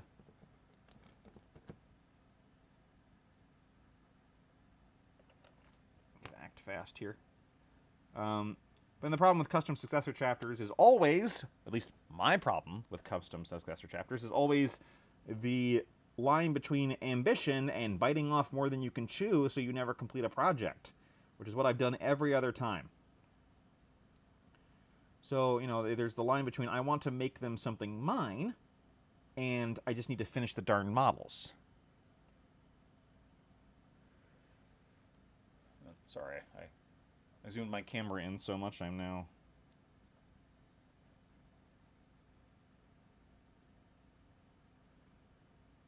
There we go. Doesn't that just look appropriately menacing? Actually, I really love that. What is this completable crap? Sound like heresy.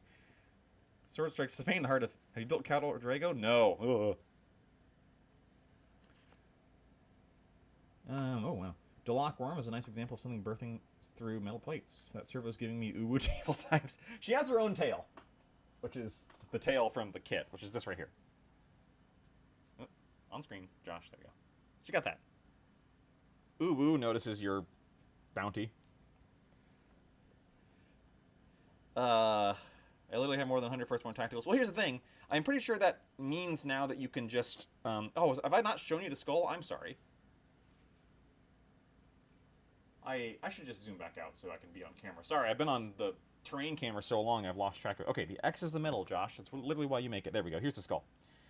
Sorry, I forgot how to do. All right. Yeah, well, the nice thing about them more or less... combine. I mean, like, they're basically giving firstborn, but that also means you can just use your firstborn as Primaris now. Yes, you have to do some modifications to their kit. That's Games Workshop for us. I don't like it either, but I don't play Marines. I play my Guard. But I could play Marines. Like, that's the kind of thing. I'm torn between, like, do I just sell the darn things with the understanding I'm not going to get to playing them, or do I make my own custom chapter? Oh, by the way, I am pleased with almost everything that I'm doing in this Zone Mortalis. This was a terrible idea. Do not do this. This was not worth the effort, okay? You'll see the other doors later, especially if you join the Discord. Haha, plug, it's free.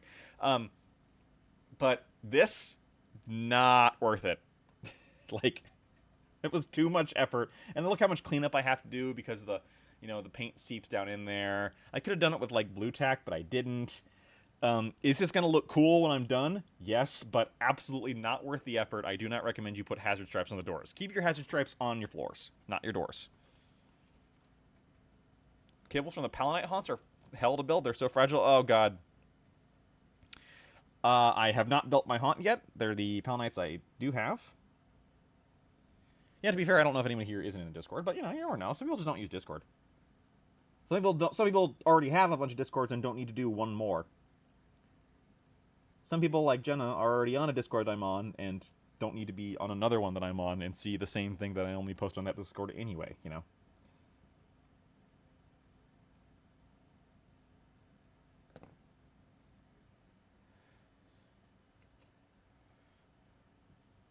Speaking of, let's attach her tail to her butt.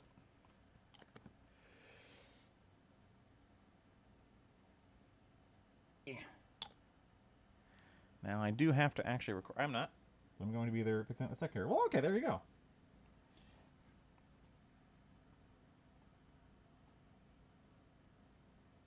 It's tail time.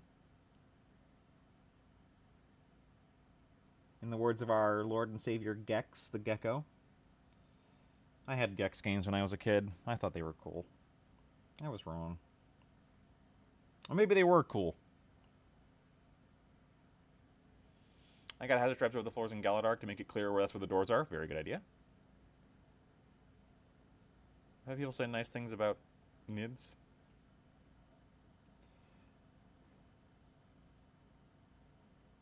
I hate this tail.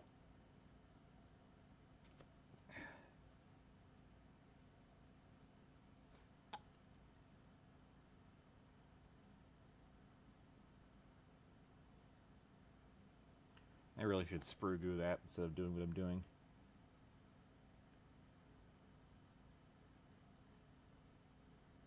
I had to reprime her anyway, so I'm not worried about ruining the primer with the glue. Yeah, let's get some sprue glue. That's not gonna stay. Oh, wrong one.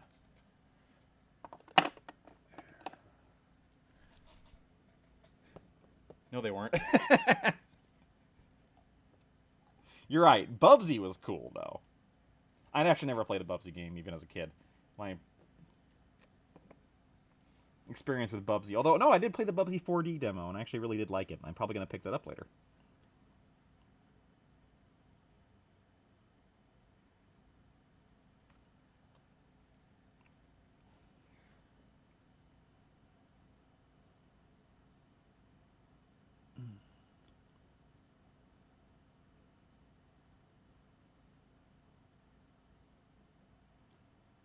Okay, hopefully that actually helps that stay, but that's going to be on... I might not be able to put the skull on today because that tail is going to be such a... God, I hope I don't ever have to dry brush that. Ay, ay, ay. Oh, hey, I know what I can do when I'm waiting for that to dry. Let's fix this guy. He fell down.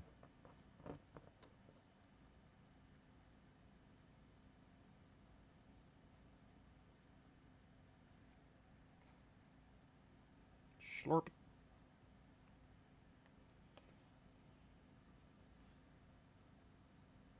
Gotta hold him there. That said, where's the modern Bubsy-style Gex revival? The difference is that Bubsy has always been Bubsy, but Gex was his era. And now that being said, we are kind of experiencing 90s nostalgia revival.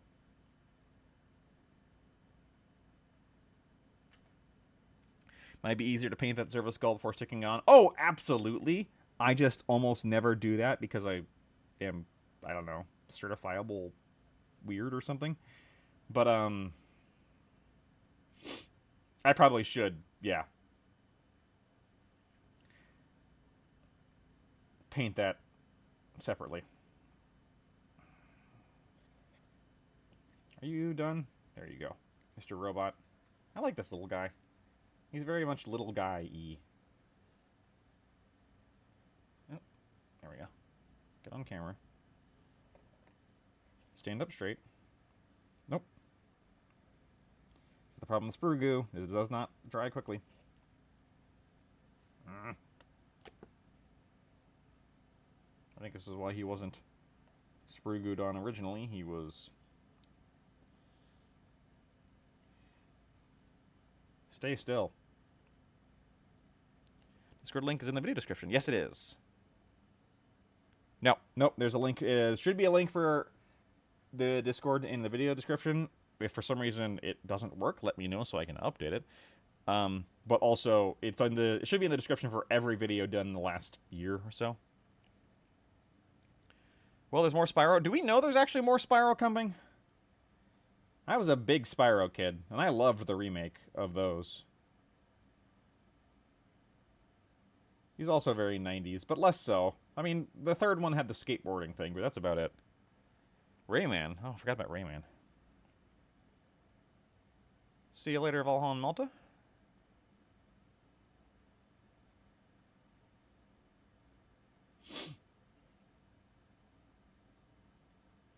Might have to put up some scaffolding so he doesn't sag. We can do that. Just kind of put a little paint bottle underneath him. There we go. Now I won't see it. Now you can't see it because he's off camera, but now I don't want to move him. But I put a paint bottle underneath him so it'll dry fully. She, on the other hand, what I'm going to do is I'm going to figure out where I want to place it. Carve a hole there to put some... The Xbox Showcase did have Spyro? Okay, well, cool. Hello, Story Dude. There is more Story. Latest party, I was watching the Xbox Direct. Oh, was that now? Okay. I never watch those. I just watch other people watch. I just have other people watch them for me and then tell me what to do.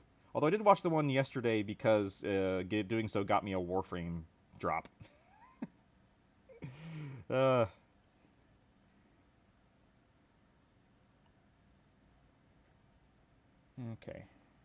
There we go. So that'll go there. Although probably in a little more, which is fine. That'll be easy to modify with some Sprued Goo. So, alright. Excuse me. I'm getting a drink.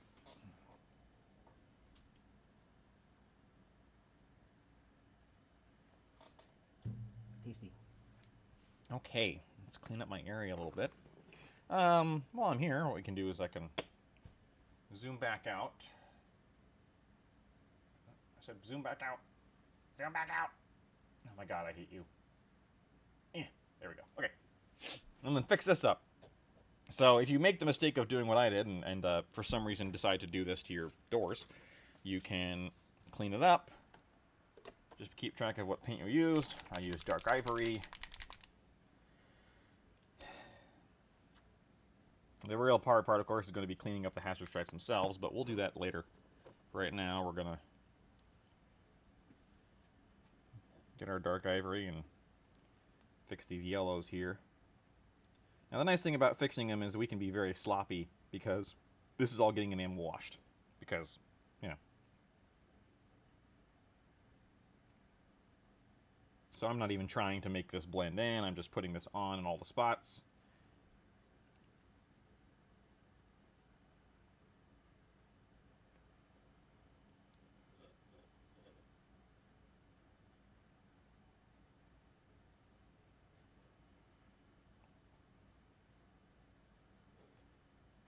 We're going to take a couple coats. Someday I'll do an enamel wash on video or stream. It is not hard.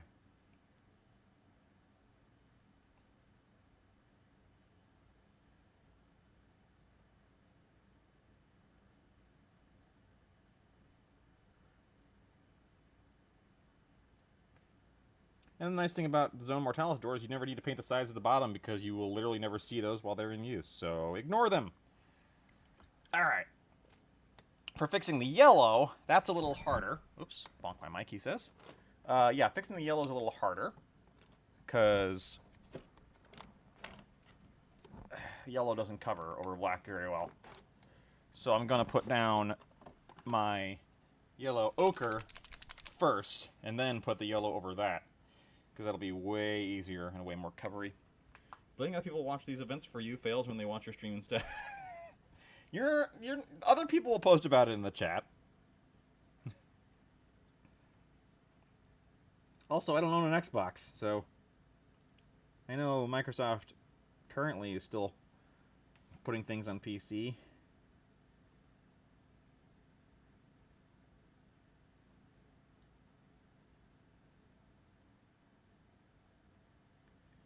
For now.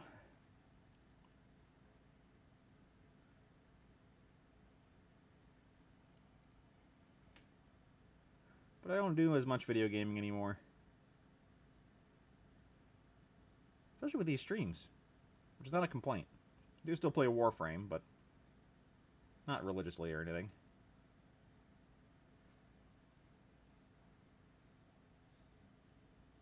Dang it. Well, luckily black over yellow is very easy to clean up, so.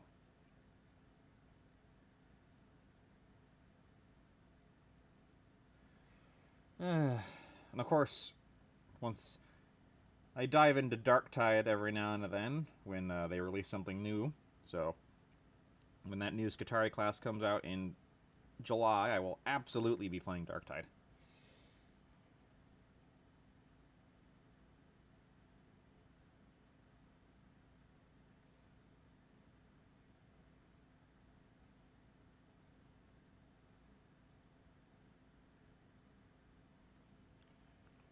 Uh-oh, almost out of time. Got like 6 minutes. Let's see if I can get this part done.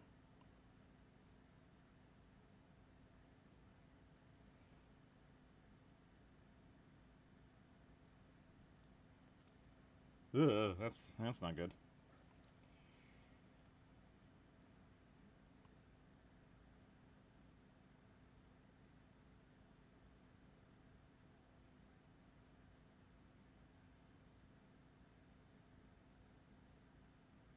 I wish you'd be using a nicer brush than the one I used for the typhus corrosion. Oh well.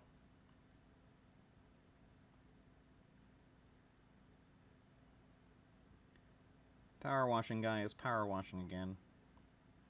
Doesn't he know he can just play Power Washing Simulator? Gosh.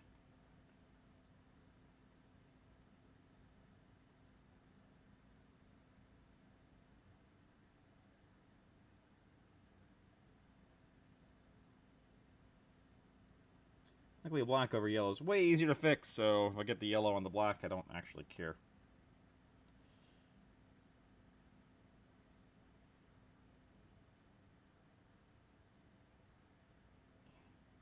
Like that.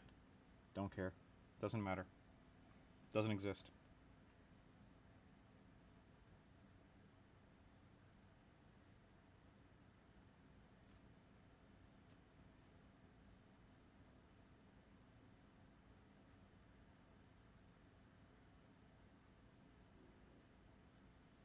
Okay, we're gonna let that dry. And grab the other one. Powder that makes you say Skatari in a month, yes. Let me tell you, nobody else is currently posting about it. I miss being able to play it well along with my friends, yeah. Hex Iron is only as scary as it is as a weapon. If you hit, it probably hits. Probably out of action. Not the Balefire Thrower you bought. You better be playing Chaos. I'm not your dad, but you're using the Chaos weapons. Grumble, grumble. We popped off about that last time. Or every time we mentioned those, which is, you know.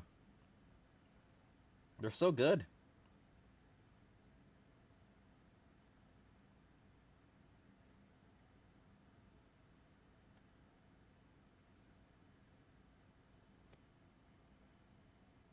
Get my her sword. There we go.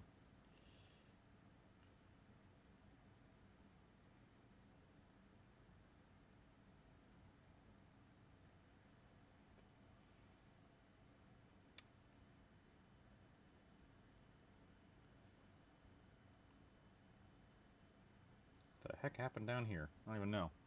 Oh well, doesn't matter. I think this one's gonna get an extra heavy enamel wash, if you know what I mean.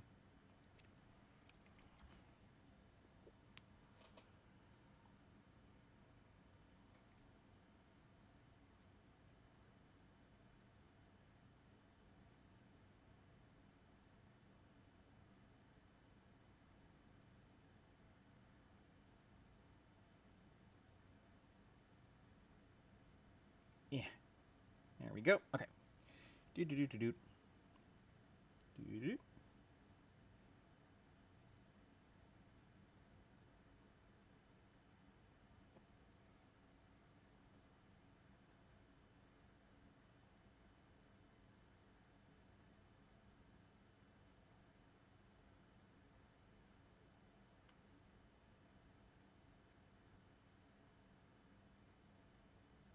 Race against time. Can I do it?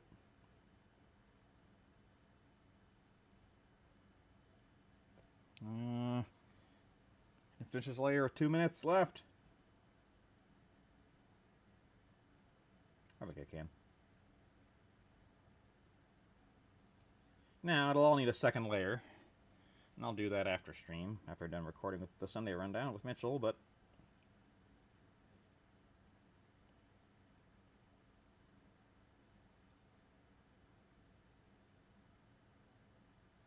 Ooh, that needs a clean up on the black there.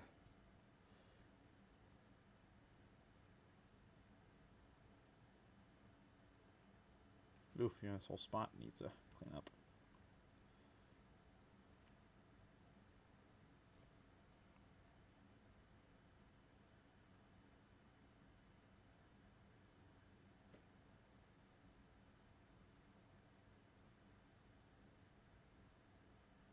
Alright. That's what we're going to call it for today. Last comment check. Okay, well, thank you all for joining once again. Almost just dropped this door into my paint. That would have been funny. Thank you all for joining. Got some great painting done today. Thank you for your assistance and your talking. Helps me get it done. I hope you all have a great rest of your week. We'll see you again on Thursday for the group stream. And if you can, paint something. But if not, don't feel bad.